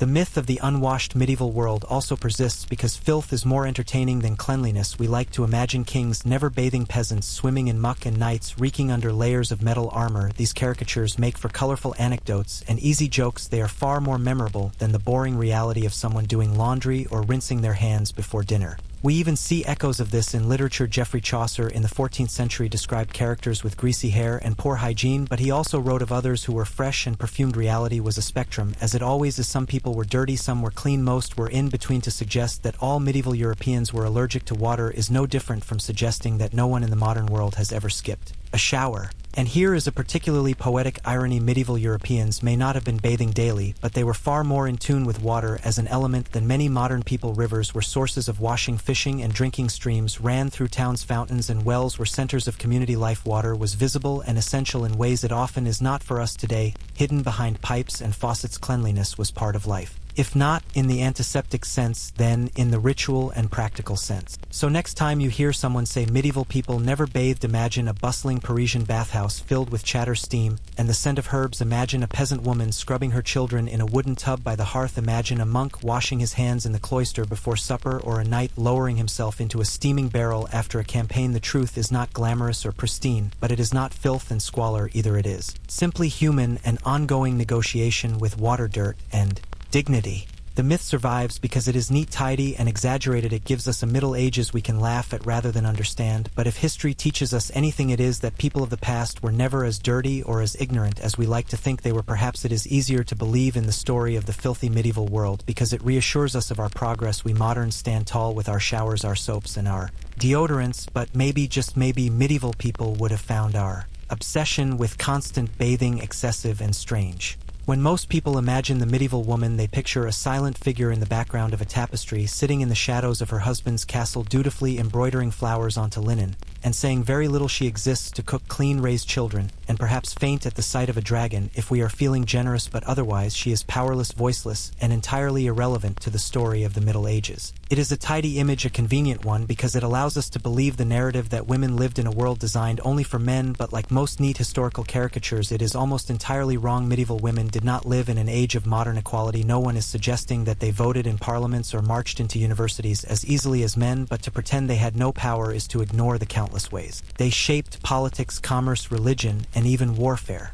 Let us begin with the obvious. Queens in medieval Europe were not simply decorative wives perched on thrones for show. They were often central figures in dynasties. Their marriages forged alliances across kingdoms, their signatures ratified treaties, their dowries moved land armies and wealth. Entire wars were fought because of queens. Think of Eleanor of Aquitaine, who ruled vast lands in her own right, accompanied armies on crusade, and manipulated politics with a skill that made kings look like pawns. She was not exceptional in being active, only in being remembered. Other women held thrones directly. Isabella of Castile, who with Ferdinand unified Spain, or Matilda, daughter of Henry I, who fought a bloody civil war to assert her claim to the English throne. Queens ruled as regents for underage sons, or in their own right as widows, wielding power in ways that historians once dismissed as unusual but were in fact relatively common. Beyond royalty, women in the nobility managed estates. When husbands were away at war, they oversaw accounts, collected rents, judged disputes, and maintained the economic heartbeat of castles and manors. Documents survive showing women issuing charters, donating to churches,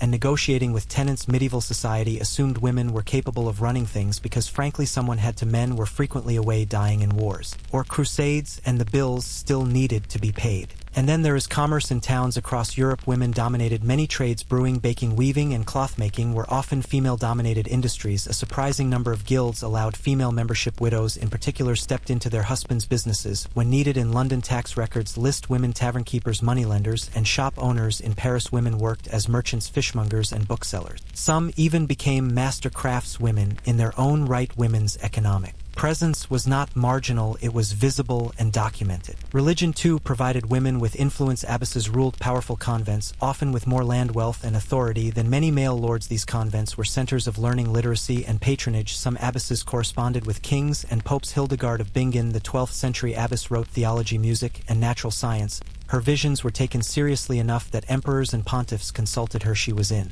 no sense a powerless figure cloistered away with her embroidery. She was an intellectual force commanding attention across Europe. Medieval women also had legal rights that surprise many modern readers. Marriage contracts, inheritance, and dowries gave women claims to property. The English system of dower guaranteed widows a portion of their husband's estate to live on. Women could and did sue in courts. Some women became notorious litigants, dragging neighbors through endless disputes over land boundaries or debt, which suggests they were far from silent or passive about defending their interests. Even in warfare, women appear where we least expect them. Chronicles mention women defending castles, rallying townspeople, and in some cases leading troops. Joan of Arc is of course the most famous, but she was not alone. Margaret of Anjou during the Wars of the Roses raised armies and fought battles as ferociously as any man. Castellans' wives sometimes directed defenses while their husbands were absent. Arrows did not discriminate based on gender. So why does the myth of powerless medieval women persist? First, because Victorian historians preferred to write about men. The Victorians created an image of the Middle Ages as a dark masculine era of knights, kings, and battles. Women were reduced to damsels and wives, their economic and political roles ignored because those did not fit the story. Second, because medieval literature itself often painted women as allegories. Rather than people, chivalric romances speak of fair maidens in towers courtly. Love poetry turns women into trophies to be won. It is easy to mistake metaphor for reality.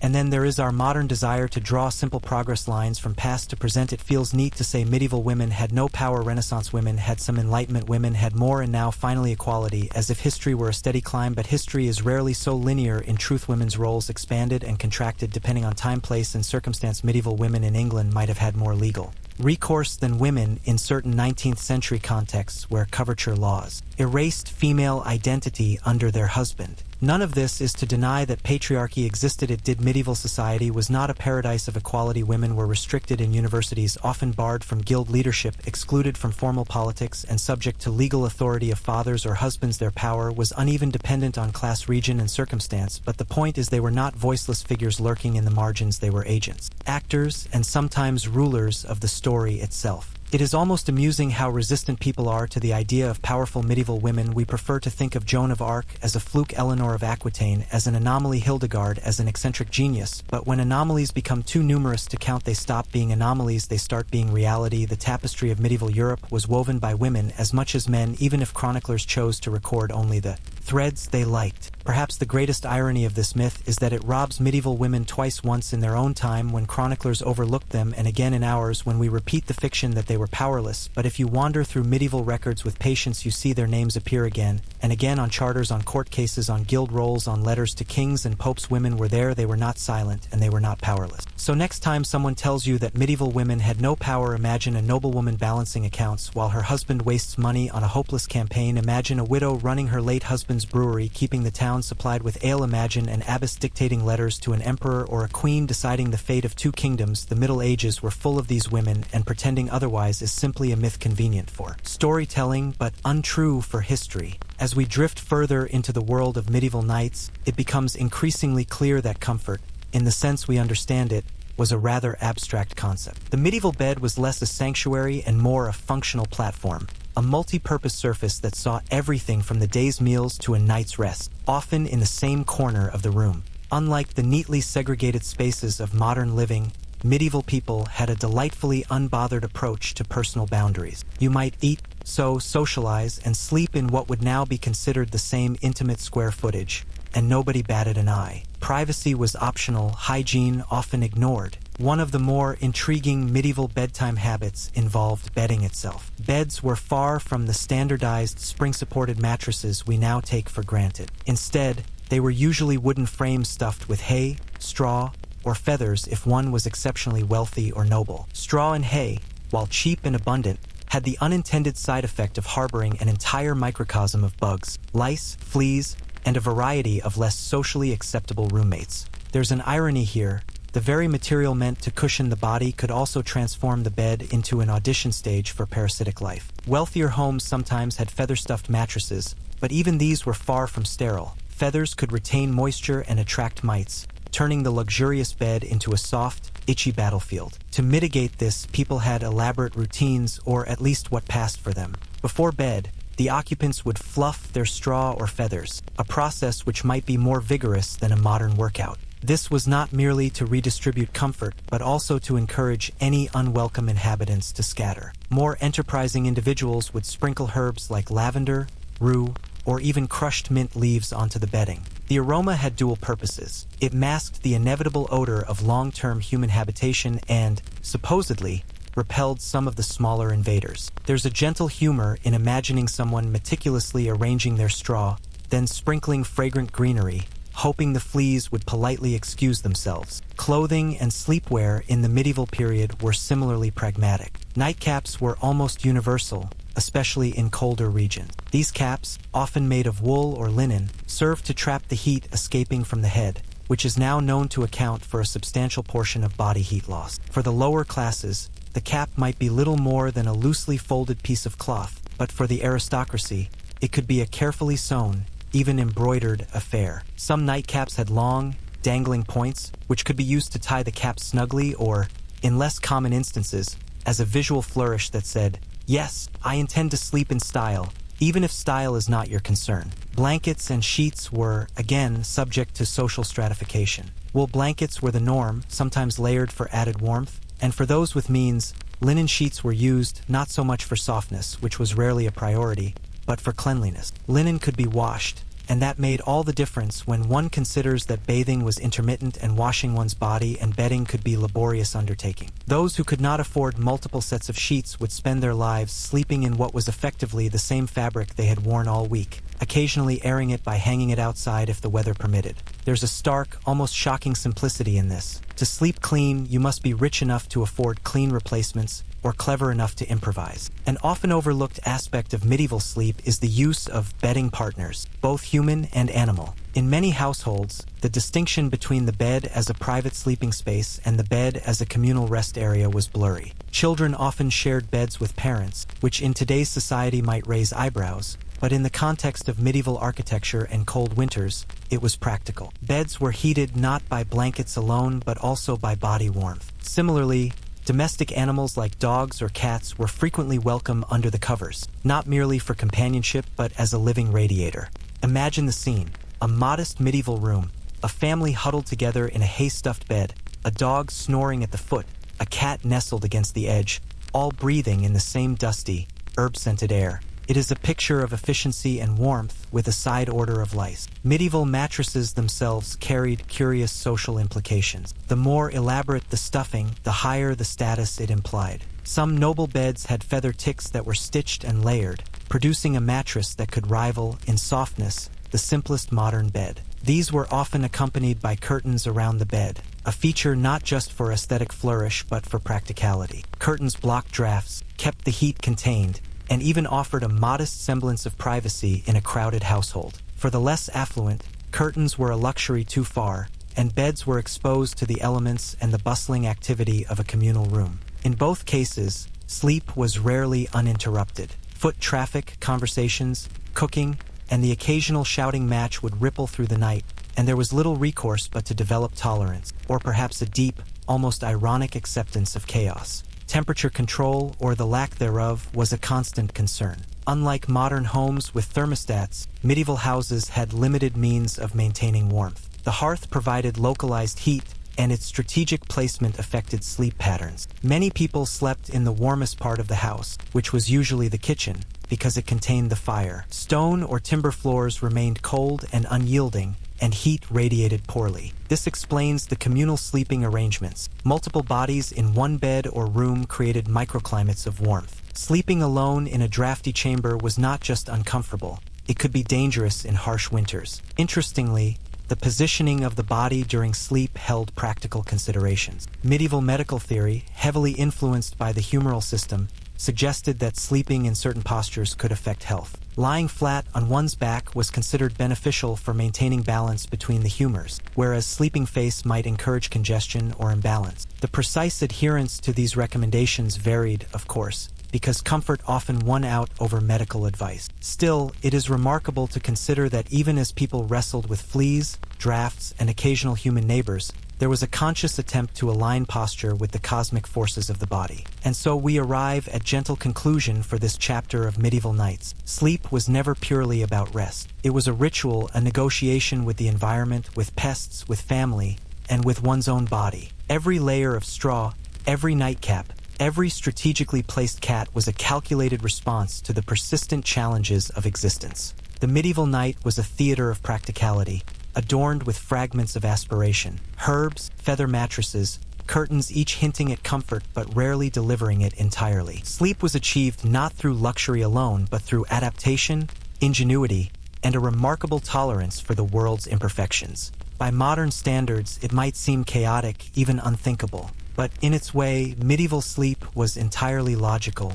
As the night stretches on in the medieval home, another curious aspect emerges: the intersection of superstition and sleep. The medieval mind, ever alert to unseen forces, rarely allowed itself the luxury of purely rational rest. Sleep was not just a physical necessity, it was a potentially treacherous state in which invisible forces could intervene. To guard against this, people developed a subtle but elaborate set of rituals, charms, and precautionary habits, all designed to ensure that the journey from consciousness to slumber was as safe as the environment would allow.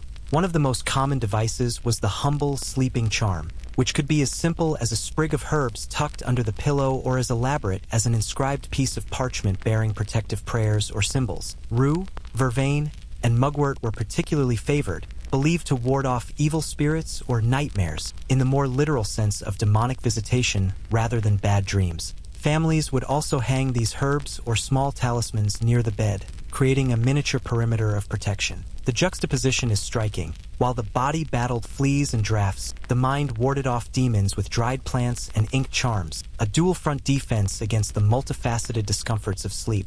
The placement of these charms was often precise. A talisman beneath the pillow might serve to protect the sleeper's head and dreams, while herbs scattered along the edges of the bed could guard the extremities. For children, these measures were taken even more seriously, because the medieval imagination viewed the young as particularly susceptible to nocturnal malevolence. A sleeping child might find themselves ensconced in layers of protection, a bed draped with curtains, a pillow stuffed with fragrant herbs, and a small amulet resting against their chest. The medieval parent, in this sense, was as much a practitioner of spiritual defense as a caregiver, preparing their offspring for a night that was part necessity, part invisible battlefield. The idea of bad dreams or nighttime spirits was not merely superstition. It shaped the architecture of sleep itself. Bedrooms, where possible, were positioned away from the entrances and the hearth, not simply for warmth or convenience, but to create a kind of sacred space where one's vulnerability to external malevolence was minimized. Windows were covered with shutters or animal horn panes,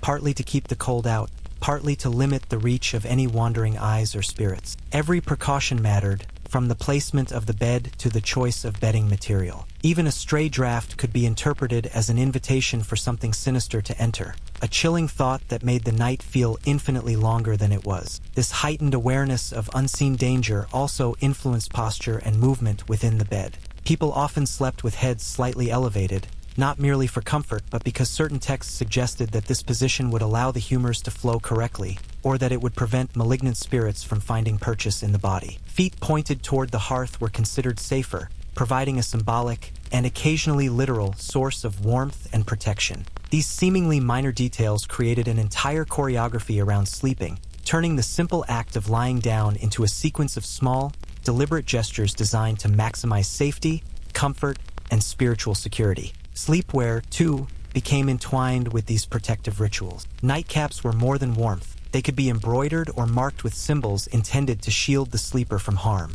In some regions, a small charm or stitch might be added to the hem of a nightshirt, the invisible equivalent of a protective fence. The medieval mind, comfortable with the notion that objects and symbols could influence the unseen world, allowed these small adjustments to create a sense of control over the unpredictable nature of night. A properly prepared bed, with its herbs, charms, and carefully positioned sheets, became a microcosm of order in a world that otherwise felt chaotic and threatening after dark. The presence of pests, which we might assume would dominate the night's discomfort, was often treated with the same almost ritualistic acceptance. Fleas and lice were expected guests, not merely nuisances. The medieval household had an arsenal of responses, shaking out bedding, using smoke from fires to repel insects, or placing certain plants nearby. Yet these measures were seldom about eradication. They were about mitigation, a recognition that perfection was impossible and compromise inevitable. One could never entirely banish the irritants, so one developed strategies to coexist with them, much like one learned to coexist with the cold, the darkness, and the persistent hum of an imperfect world. Sleep, in this sense, was a negotiation, an exercise in practical patience as much as a bodily necessity. Nighttime rituals extended to the preparation of the body itself. Bathing, though infrequent compared to modern standards, often took place in the evening when possible, and the process was laden with symbolism. Herbs infused into the water were not only for cleanliness but for protection, creating a barrier against both disease and evil. After washing, the body might be rubbed with oils or scented cloths, creating a fragrant buffer against the inevitable odors of the sleeping space. In this context, hygiene was inseparable from spiritual and physical well-being. The act of cleaning was simultaneously an act of defense, a method of preparing both the body and the surrounding environment for the vulnerable state of sleep. The interaction of social structures with sleep practices also bears noting. The medieval household was rarely private in the way we imagine today. Multiple generations might share a single bed, and the concept of sleeping alone was often a privilege of wealth. Communal sleep served a practical purpose, warmth, security, and resource management, but it also reinforced social bonds and hierarchies. Elderly family members might receive priority near the fire, children might huddle in clusters, and servants or lower-ranking members might occupy the margins of the bed or the floor. Sleep was not just an individual experience. It was an orchestrated arrangement of bodies, each placed for survival and social order, a nightly exercise in both physiology and hierarchy. And yet, despite the careful layering of protection, herbs, charms, body positioning, bedding strategies, sleep remained a precarious affair.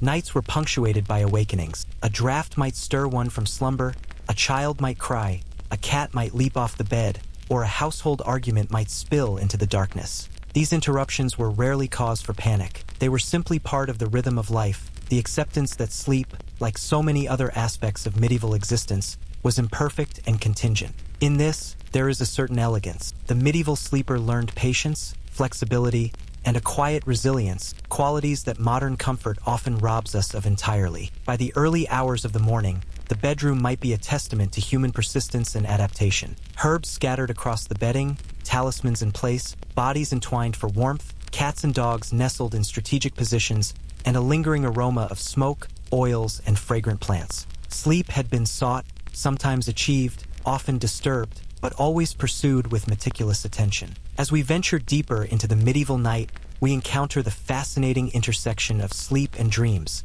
a realm where the practical and the mystical intertwine. Dreams were rarely considered mere reflections of the day's events. Instead, they were interpreted as messages, warnings, or even premonitions. The medieval mind, ever attuned to both the corporeal and the spiritual, saw sleep as a state where the boundaries between worlds blurred. While we now think of dreams as neurological activity, the medieval imagination imbued them with moral, spiritual, and occasionally terrifying significance. The terminology itself reveals much about this mindset. A nightmare was not simply a bad dream but an encounter with oppressive forces, sometimes envisioned as a literal demon sitting on the sleeper's chest, weighing them down, or pressing fear and anxiety into their body. This concept is strikingly similar to modern reports of sleep paralysis, though the medieval explanation framed it in terms of malevolent intent. Remedies for nightmares were varied, often combining practical adjustments with superstition. Sleeping on the left side, for example, was sometimes believed to ease the flow of bodily humors, reducing the risk of night terrors. Keeping a small crucifix, talisman, or protective herb nearby was intended to deter the figurative, or literal, night rider from disturbing one's rest. Dream interpretation became a quasi-scientific pursuit in some circles, particularly among the educated elite. Books known as dream manuals circulated widely, instructing readers on the symbolic meanings of visions, encounters, and even mundane activities within sleep. A horse in a dream might signify mobility or status. Water might indicate purification or danger, depending on the context. These interpretations were often tied to the humoral theory of medicine, which held that the balance of blood, phlegm, black bile, and yellow bile influenced both body and mind. Dreams, therefore, were not random. They were indicators, perhaps even diagnostics, of internal health, spiritual alignment, and moral state. For the common folk, dreams were interpreted less formally but with no less intensity. A sudden awakening, a shiver in the night, or a disturbing vision could provoke serious concern. Parents might interpret a child's unsettling dream as a warning or a reflection of vulnerability to evil spirits. Entire families could alter their nighttime routines in response, adjusting sleep positions, reciting prayers, or ensuring protective charms were in place. In this way, dreams were not isolated experiences. They rippled through the household, affecting behavior, posture, and the very layout of sleeping spaces. Sleep itself, in the medieval context, was often fragmented. Unlike our modern conception of uninterrupted 8-hour stretches, sleep was typically divided into phases. First sleep and second sleep were common patterns, separated by periods of wakefulness. During these interludes, individuals might pray, meditate, perform small chores, or even visit neighbors, all under the quiet cloak of night. This segmentation of sleep allowed for reflection, ritual, and preparation for the next phase of rest. It also meant that dreams and night visions were not confined to a single, uninterrupted state.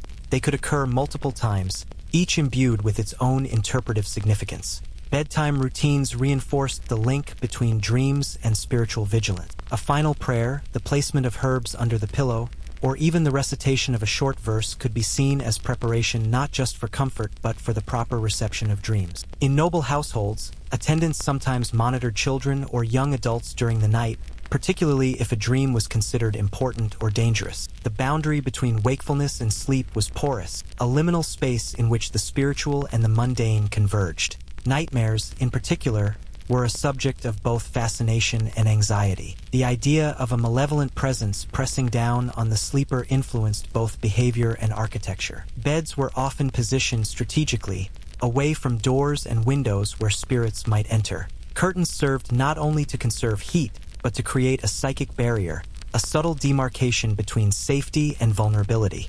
Herbs scattered around the bed, amulets resting nearby, and careful attention to body position were all part of an intricate system designed to minimize the risk of disturbing nocturnal visions. In essence, the bedroom became a theater of both comfort and defense, a place where every layer of preparation addressed multiple contingencies simultaneously. Animals, too, played a role in the dreamscape, though less mystical than practical. Cats, for instance, were believed to sense spiritual activity or ward off certain threats. A cat curling at the foot of the bed was not merely seeking warmth, but, in the medieval mind, potentially guarding the household from unseen forces. Dogs, similarly, could act as early warning systems for intruders, both human and supernatural. The medieval night was alive with the interplay of human and animal vigilance, each contributing to the delicate balance between sleep and danger, rest and awareness. The sensory environment was also carefully managed. Windows might be covered, fires maintained at precise levels, and the scent of herbs or oils layered strategically. Noise, too, was considered. A hearth crackling at an optimal volume could soothe, while sudden disturbances might provoke arousal and alter the course of dreams. Even the positioning of family members mattered. Proximity to a parent or sibling could provide warmth and security, reducing the likelihood of anxiety-driven nightmares. Conversely, separation or exposure to drafts might amplify vulnerability, both physically and psychologically. Food and drink also influenced sleep and dreams. Heavy meals close to bedtime were discouraged in some texts, believed to disturb the humors and provoke restless nights. Certain herbs or spice drinks might be consumed to calm the body and mind, their effects perceived as both physical and spiritual. The medieval approach to bedtime nutrition was subtle but intentional, a recognition that what entered the body could shape not only sleep but the experiences that emerged within it. Ultimately, medieval dreams and sleep were not purely passive experiences. They were active engagements with the world's unpredictability, a space in which preparation, ritual,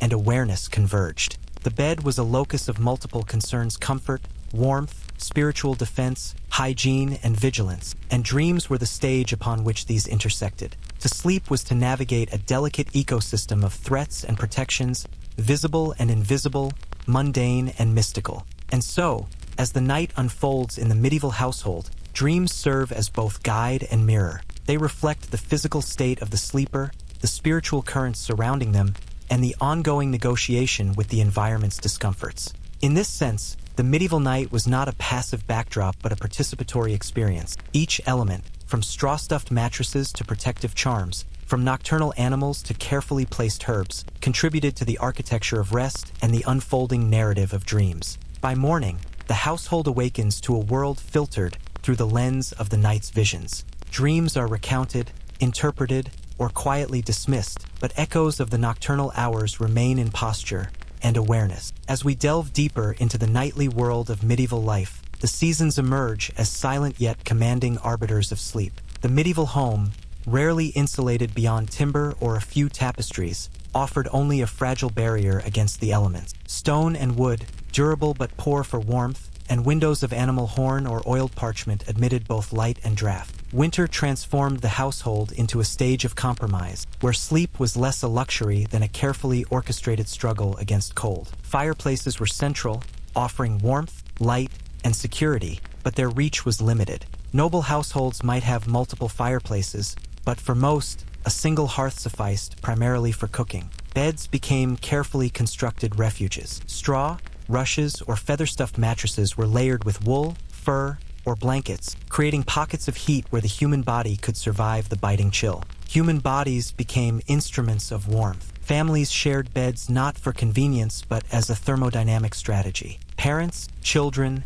and animals clustered together, generating collective heat. Cats curled at the foot of the bed, dogs snuggled alongside, integral participants in nightly survival. Arrangement often reflected hierarchy. The elderly and infirm near the hearth, children in the center, and resilient adults along the edges. Survival dictated placement as much as custom. Summer introduced a different set of challenges. High temperatures, stagnant air, and swarms of insects turned sleeping arrangements into tests of endurance. Straw and feather mattresses became sources of itch. Windows opened where possible, though risking wind, rain, or pests. Lightweight bedding replaced heavy layers, and in rural regions, outdoor sleeping was sometimes adopted. Comfort was rarely achieved. Adaptation was survival. Architecture further complicated seasonal sleep. Room temperature varied with hearth proximity, elevation, and wind direction. Nobility could choose the warmest chamber. Commoners made do with the coldest corner. Tapestries and wall panels offered partial insulation. Furniture placement acted as draft buffers.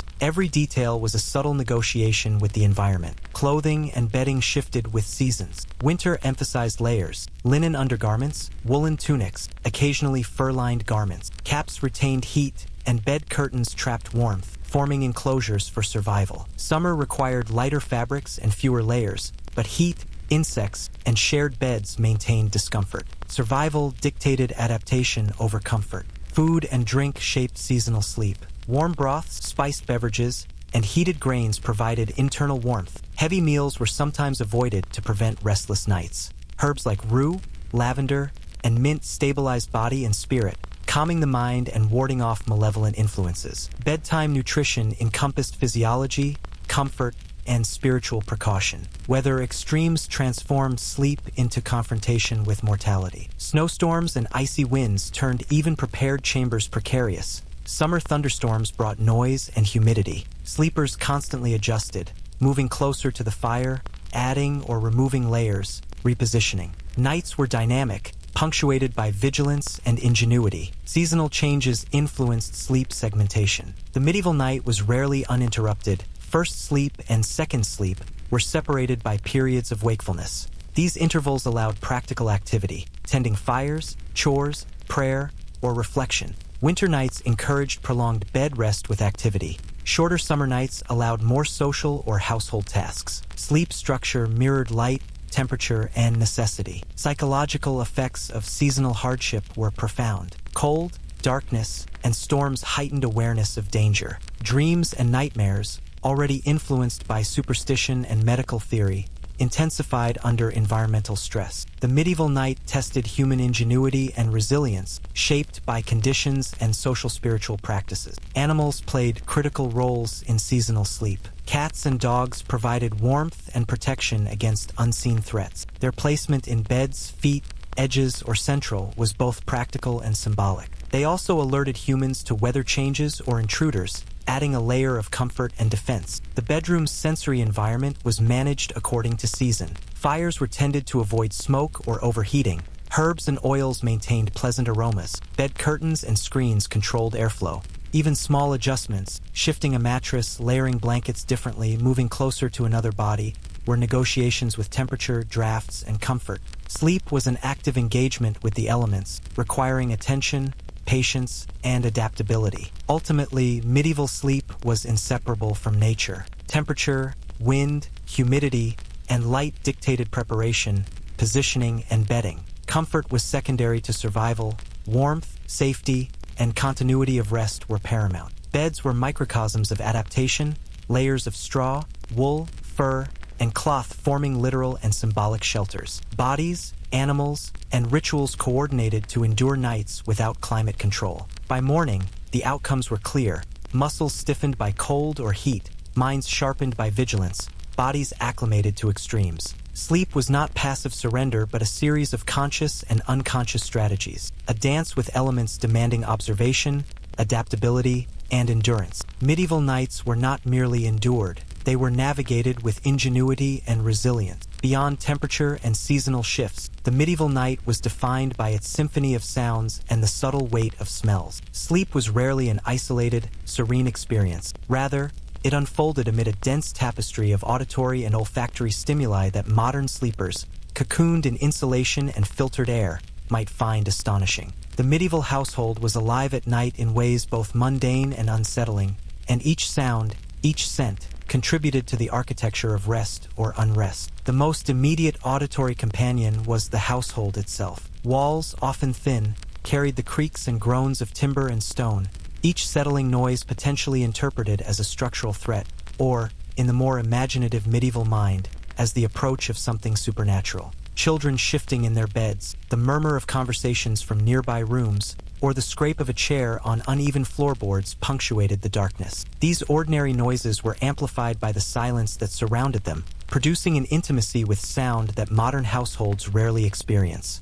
Every rustle, thump, or squeak became magnified, part of the ambient rhythm of domestic life. Animals were constant contributors to the nocturnal soundscape. Cats prowled on the floor or nestled in corners, emitting the occasional meow or purr. Dogs shifted or barked softly, sometimes reacting to real threats, such as a prowling fox, or imagined ones, like a draft that sounded suspiciously like an intruder. Chickens, though usually roosting, might call softly, while larger livestock in attached stalls occasionally stirred, adding low, muffled grunts or hooves against stone floors. These sounds were both comforting and unsettling. Animals provided warmth and companionship, yet their movements also reminded humans that the night was alive, active, and unpredictable. Weather contributed its own layered noises. Rain striking roofs of thatch or timber created a constant, irregular percussion. Wind whistling through gaps in shutters or around chimneys produced eerie, often inexplicable tones. Snow, though silent in its fall,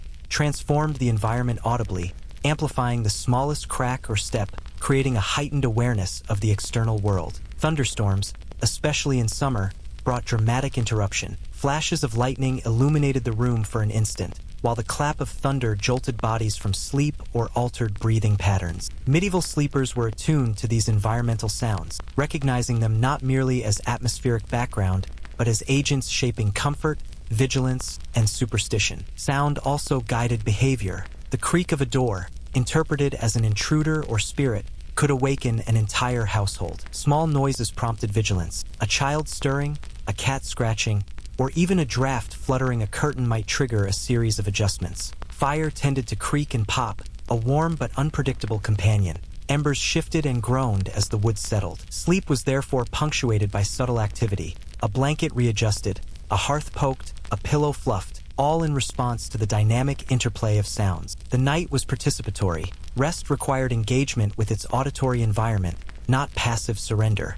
Odors were equally influential in the nocturnal landscape. Medieval homes were rarely, if ever, odor-neutral. Straw mattresses, furs, shared bedding, and cooking areas produced a layered olfactory experience that was inseparable from the act of sleeping. In summer, heat intensified these smells. Sweat mingled with the natural scent of animals, herbs, and fires, creating a potent mixture. In winter, smoke from the hearth combined with damp timber and wool, forming a warm, smoky, slightly acrid aroma that became familiar and, in some ways, comforting. Scents were both practical and symbolic, as herbs placed near beds were intended to purify the air and guard against spiritual threats. Certain smells were believed to affect sleep and dreams directly. Lavender, rosemary, rue, and mugwort were favored, sometimes tucked into pillows, scattered on rushes, or infused into evening drinks. These aromas were thought to soothe the mind, encourage pleasant dreams, and repel malevolent forces. Conversely, unpleasant or rancid odors, arising from stagnant water, damp bedding, or uncleaned areas, were thought to provoke discomfort or attract evil spirits. The medieval sleeper navigated a carefully curated olfactory environment, balancing the practical realities of hygiene with the metaphysical significance of scent. Social sounds added another layer of complexity. Medieval households rarely observed the solitary, insulated sleep of modern times. Children, servants, and extended family members all shared the auditory environment. The cough of a parent, the whimper of a child, or the subtle scraping of someone rising in the night contributed to the communal rhythm of sleep. These sounds were both reassuring and disruptive, They marked life and presence, yet also reminded each sleeper of the fragility of uninterrupted rest. Sleep was an awareness not just of self but of shared vulnerability. Animals, weather, household activity, and social presence intertwined with ritual. Sounds were interpreted spiritually as well as practically. A sudden creak might signal the approach of a spirit. A draft carrying an unusual scent could be a portent. Noise and smell were woven into protective measures. Herbs under pillows, incense burned before bed, or animals strategically positioned in the room. The medieval sleeper actively engaged these signals, responding with prayer, movement, or reassurance, creating a nocturnal choreography of defense and adaptation. Sleep in this environment demanded heightened sensory perception. The body was conditioned to distinguish between ordinary and extraordinary sounds, the hiss of a fire versus the whisper of wind, the scurry of a mouse versus the imagined footstep of an intruder. Similarly, sense required discernment. Smoke, herbs, animals, and bodily odors each carried meaning. The medieval sleeper, consciously or unconsciously, processed these signals continuously, integrating them into the act of resting. Sleep was thus an active negotiation with the senses, a subtle interplay of vigilance and surrender. The consequences of this heightened sensory environment were manifold. Dreams might be influenced by ambient sounds. The drip of rain could produce visions of water or rivers. Wind whistling through cracks could evoke fleeing shadows. Smells reinforced emotional states, providing comfort or agitation, depending on their nature and intensity. In a world without modern insulation, white noise, or filtered air, the bedroom became a site of sensory immersion, where survival, comfort, and superstition converged.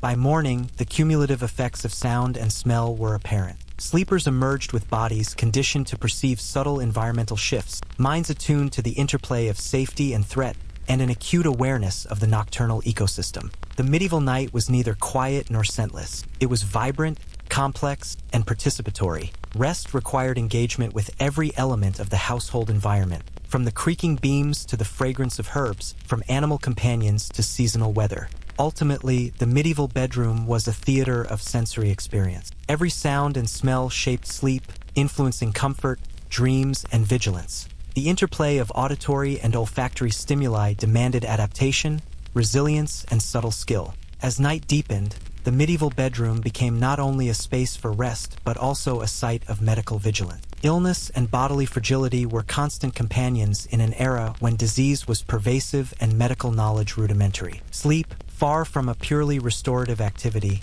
was deeply entwined with health. Fever, chills, digestive disturbances, and chronic pain could dictate the rhythm and quality of rest, while remedies and interventions shaped the nocturnal environment as much as beds, blankets, and hearths. In essence, sleep was a form of survival, mediated by a mixture of observation, trial, and the prevailing medical theories of the time. The humoral theory dominated medieval medicine, asserting that the balance of blood, phlegm, black bile, and yellow bile determined both physical and mental health. Illness, then, was an imbalance of humors, and sleep was considered both a reflection of and a response to this balance. A restless night might indicate an excess of one humor, prompting interventions ranging from dietary adjustments to herbal treatments, bloodletting, or topical applications. Conversely, sufficient, uninterrupted sleep was believed to restore equilibrium, allowing the body to heal itself. Beds and bedding were thus not only comfort tools but also instruments of health management.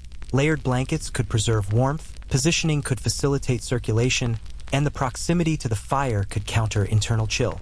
Nighttime remedies were an essential feature of the medieval bedroom. Herbal concoctions, often prepared in the evening, were designed to ease digestion, calm agitation, or reduce fever. Chamomile, lavender, and balm were consumed as teas or infused into pillows, their aromas thought to soothe both body and spirit. Feverish sleepers might be placed near a hearth or wrapped in additional blankets to encourage sweating, a common therapeutic strategy. Even minor ailments, such as a headache or stomachache, prompted careful attention. Warm compresses, poultices, or the application of ointments were performed quietly in the dark, often by family members or attendants, creating an intimate, almost ritualistic aspect to nighttime care. Illness also shaped the spatial arrangement of sleepers. Those who were sick were frequently isolated in the warmest part of the household, near the hearth or in a bed layered with extra furs and blankets. The attentive placement of herbs, the adjustment of bedding, and the presence of attendants or family members ensured both physical comfort and a psychological sense of security.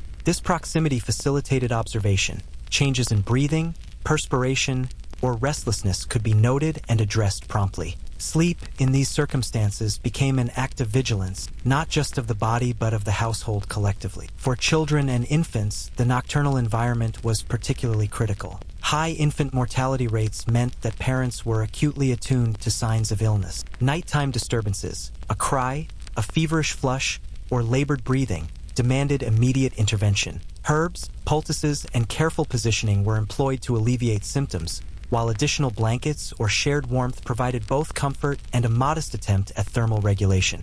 The bedroom, in these moments, transformed into a miniature clinic. Smells, sounds, and actions were all directed toward survival, and sleep itself was a negotiated state, influenced as much by care as by natural circadian rhythms. Chronic conditions and fevers influenced not only the quality of sleep, but also its duration and segmentation. A person suffering from persistent pain or illness might adopt unusual sleeping positions, use additional bedding for support, or rise periodically to adjust their environment. Night waking was not seen as disruption but as necessary adaptation. Tending fires, repositioning the sick, or adjusting clothing and covers were integral components of nocturnal health maintenance. This engagement with the environment underscores how medieval sleep was never a purely passive state. It was a form of active care, requiring continuous attention to body and surroundings. Dietary measures, closely linked to humoral theory, played a central role in regulating nighttime health. Foods believed to generate excess heat, moisture, or dryness were avoided before bed. Light evening meals, broth, grains, or milk were thought to promote balanced sleep, while indulgent or incompatible foods risked digestive disturbance and restless nights. Liquids were consumed strategically, both to prevent nighttime discomfort and to facilitate therapeutic measures like sweating or purging. Nutrition and sleep were thus intimately connected, each influencing the other in a continuous, dynamic relationship. The role of physicians and attendants extended into the night. In wealthier households, trained practitioners might visit during evening hours to administer remedies, apply poultices, or check fevers. In rural settings, family members assumed these responsibilities, guided by practical experience and folk knowledge. Observation was paramount. A shift in breathing, a change in skin temperature, or subtle restlessness could signal an urgent need for intervention. Beds, bedding, and bedroom positioning were tools in this practice, as were subtle interventions like raising a pillow, layering extra blankets, or adjusting body orientation to improve circulation and comfort. Illness, fear, and remedies also intersected with dreams and perception. Nighttime restlessness could provoke nightmares, interpreted both as physical discomfort and spiritual warning. Herbs, prayers, and protective talismans were employed to influence the quality of dreams, prevent nocturnal agitation, and reinforce a sense of safety. The medieval sleeper, particularly the sick or infirm, was enveloped in a network of strategies designed to manage both body and mind, ensuring that sleep served its restorative purpose despite the omnipresent threat of disease. Sleep as health management extended even to hygiene, limited though it was. Bedding was occasionally refreshed or aired to reduce odors and dampness, while body care, though far from modern standards, was undertaken to prevent discomfort, infection, or fever aggravation. The relationship between cleanliness, illness, and rest was understood intuitively. A damp, unclean mattress or stagnant air could exacerbate symptoms, disturb sleep, and compromise recovery. The bedroom became an orchestrated space of comfort, vigilance, and preventive care.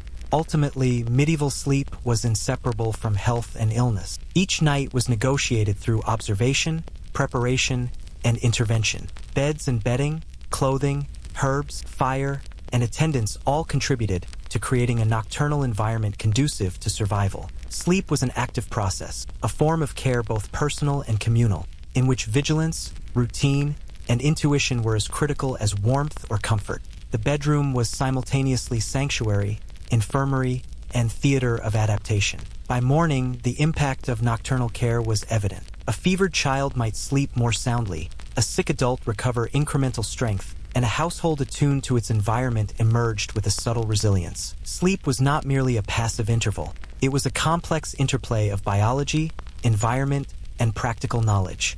The medieval night, shaped by illness, remedies, and attentive care, demonstrates how survival, comfort, and ritual converged in the simplest, yet most vital, of daily acts. If illness and remedies shaped medieval sleep, then light, or the scarcity of it, defined the very rhythm of the night. Unlike modern dwellers, accustomed to the persistent glow of electric bulbs, medieval sleepers lived in a world dominated by darkness, punctuated only by the flicker of candles, rushlights, or the occasional hearth. The presence, placement, and quality of these light sources dictated movement, ritual, and even the timing of sleep. Darkness was not simply an absence of illumination.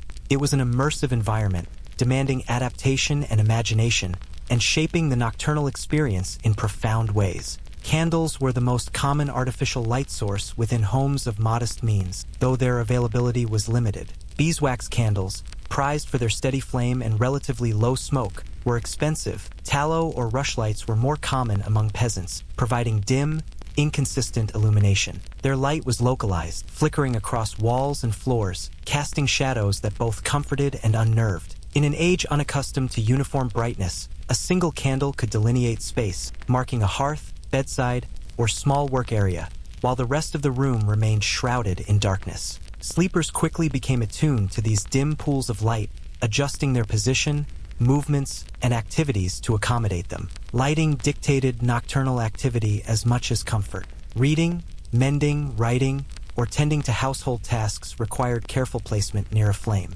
Even basic movements, rising to stoke the fire, adjusting bedding, or visiting a chamber pot, were choreographed around sources of illumination. The flickering, limited light introduced an element of performance to the night, where each action was measured, deliberate, and guided by shadows. Mistaken movements could result in burns, spills, or startled animals, making even the simplest nocturnal tasks exercises in coordination and awareness. Candles and rushlights were also intertwined with ritual and superstition. Placing a candle near the bed was thought to ward off spirits or guide the sleeper's soul safely through the darkness. The timing of extinguishing flames was often dictated not only by practicality but by belief. Some feared that leaving a candle burning too long could invite misfortune, while others considered darkness itself dangerous, full of unseen threats. Light was both physical and symbolic, illuminating the room and mediating the boundary between safety and uncertainty, waking and sleeping, mundane reality and spiritual vigilance.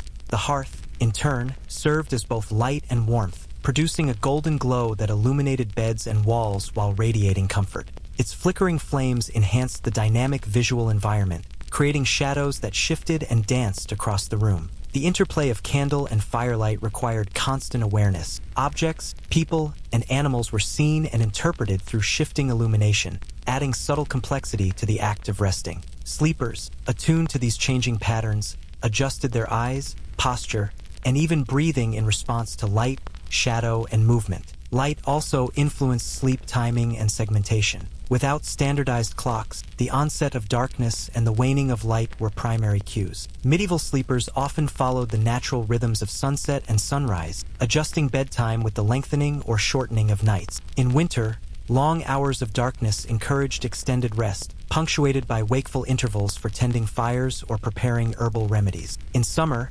shorter nights and lingering twilight allowed for prolonged activity, delayed sleep, or outdoor work before the final descent into darkness. Candles and hearths extended usable time after sunset, yet never fully replicated daylight, preserving a fundamental connection to natural cycles. The careful management of light was essential for safety. Flickering flames could easily ignite fabrics, papers, or bedding. Poorly supervised fires or candles caused countless accidental burns or household conflagrations. Medieval sleepers learned to respect the unpredictable nature of fire, balancing the desire for illumination with the need for caution. Candles were placed strategically, on hearths, tables, or wall sconces, always mindful of drafts, animals, and human movement.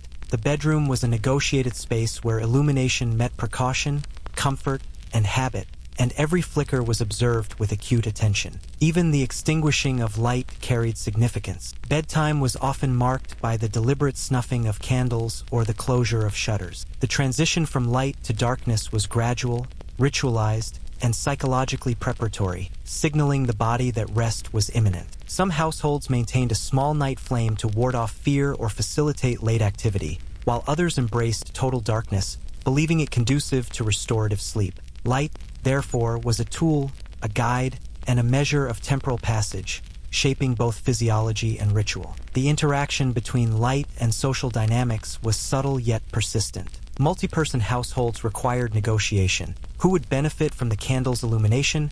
Who would sleep in shadow? And how could tasks be performed without disturbing others? The careful choreography of nighttime movement, shadow, and flame fostered an acute awareness of both self and community. Light mediated shared space, guided action, and reinforced social hierarchies even in the intimacy of the bedroom. Furthermore, illumination intersected with sensory perception beyond sight. Shadows could amplify sounds, distort shapes, and heighten the imagination. A small candle flickering near the bed might turn the curled shape of a blanket into a creature of the night, or the movement of a cat into a phantom intruder. Smells and sounds were filtered and interpreted differently depending on lighting conditions. Darkness made rustles sharper, aromas more pronounced. The medieval sleeper, attuned to both light and absence of it, navigated an environment simultaneously visual, olfactory, and auditory. The medieval approach to nocturnal illumination reveals a complex understanding of both safety and psychology.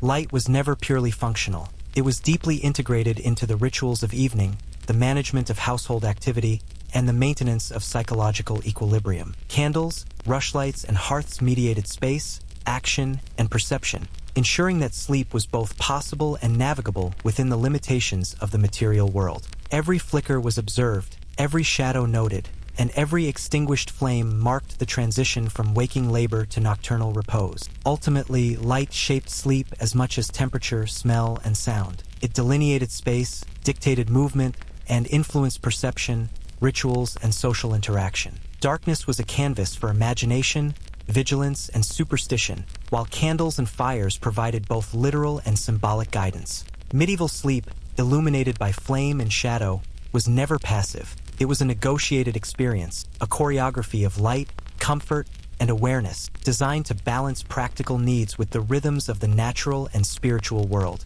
By morning, the impact of nocturnal illumination was evident. Bodies regulated by candlelight and fire, minds conditioned by gradual transitions between light and dark, and households synchronized with natural cycles. As our exploration of the medieval night draws to a close, it becomes clear that sleep in this era was far more than a mere physiological necessity. It was an intricate negotiation between body, environment, and ritual, a daily act of survival and subtle artistry. Stone walls, thatched roofs, and thin windows dictated temperature and drafts, while the cycle of seasons determined warmth, comfort, and the arrangement of bedding. Beds were microcosms of adaptation, layered with straw, wool, furs, and cloth, where human ingenuity and collective body heat created fragile pockets of security against the relentless natural world. Animals, cats, dogs, even chickens in some households were integral participants. Their warmth, companionship, and occasional alertness contributed to survival. They were not passive occupants but active agents in the nocturnal ecosystem,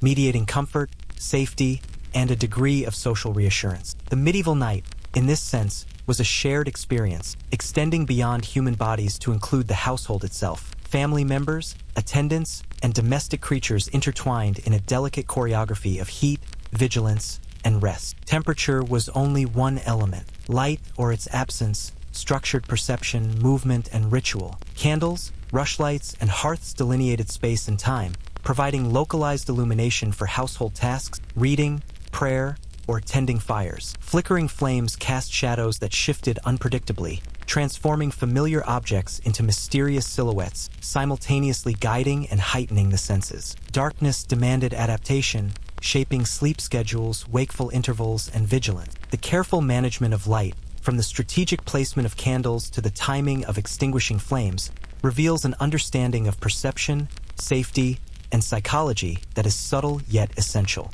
The auditory landscape further complicated sleep. Walls, floors, and ceilings conveyed every creak, groan, and shuffle, amplifying ordinary movements into meaningful sounds. The night was alive. The whisper of wind through shutters, the drip of rain on thatch, the distant call of animals, or the soft rustle of household members. These sounds were simultaneously mundane and significant, guiding attention, eliciting vigilance, and structuring the rhythm of night. In a quiet, enclosed world, every noise was magnified. Every sound carried meaning, requiring awareness and adaptation. Olfactory stimuli were equally critical. Smells of fire, herbs, animal presence, and shared bedding permeated the bedroom, influencing both comfort and perception.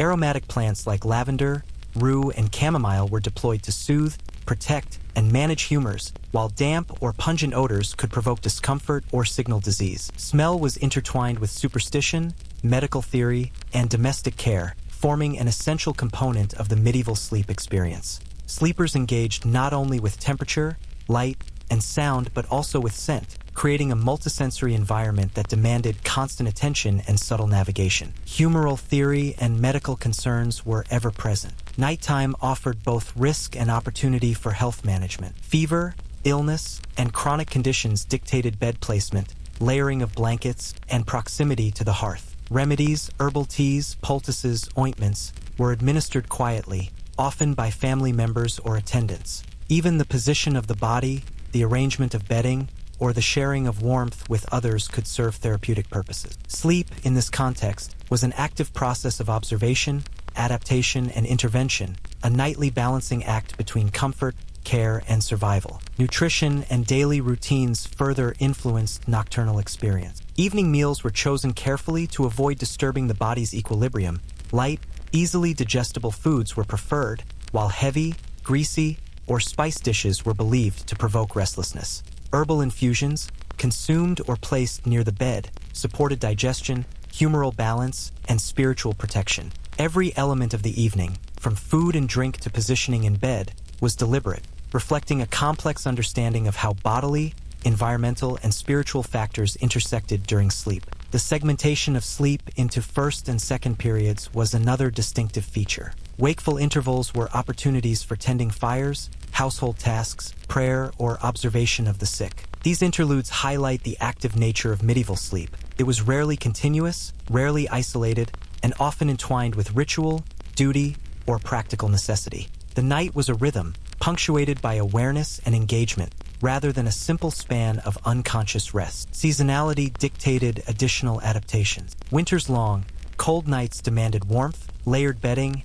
and collective heat, while summer required ventilation, lighter bedding, and management of insects. Light, sound, and smell changed with the seasons, influencing both comfort and perception. Even subtle variations in daily routine, time of meals, tending fires, or bedtime rituals were governed by natural cycles. Medieval sleep was thus inseparable from the environment, a constant negotiation between human needs and the forces of nature. Psychologically, the night was a theater of vigilance, imagination, and superstition. Shadows, noises, and scents carried symbolic weight. Dreams were interpreted through spiritual, medical, and social lenses. Protective herbs, candles, and prayers were deployed as much against imagined threats as real ones. Sleep demanded awareness, adaptation, and ingenuity, shaping both body and mind. The bedroom was simultaneously sanctuary, infirmary, observatory, and stage, a space where practical needs and spiritual concerns converged.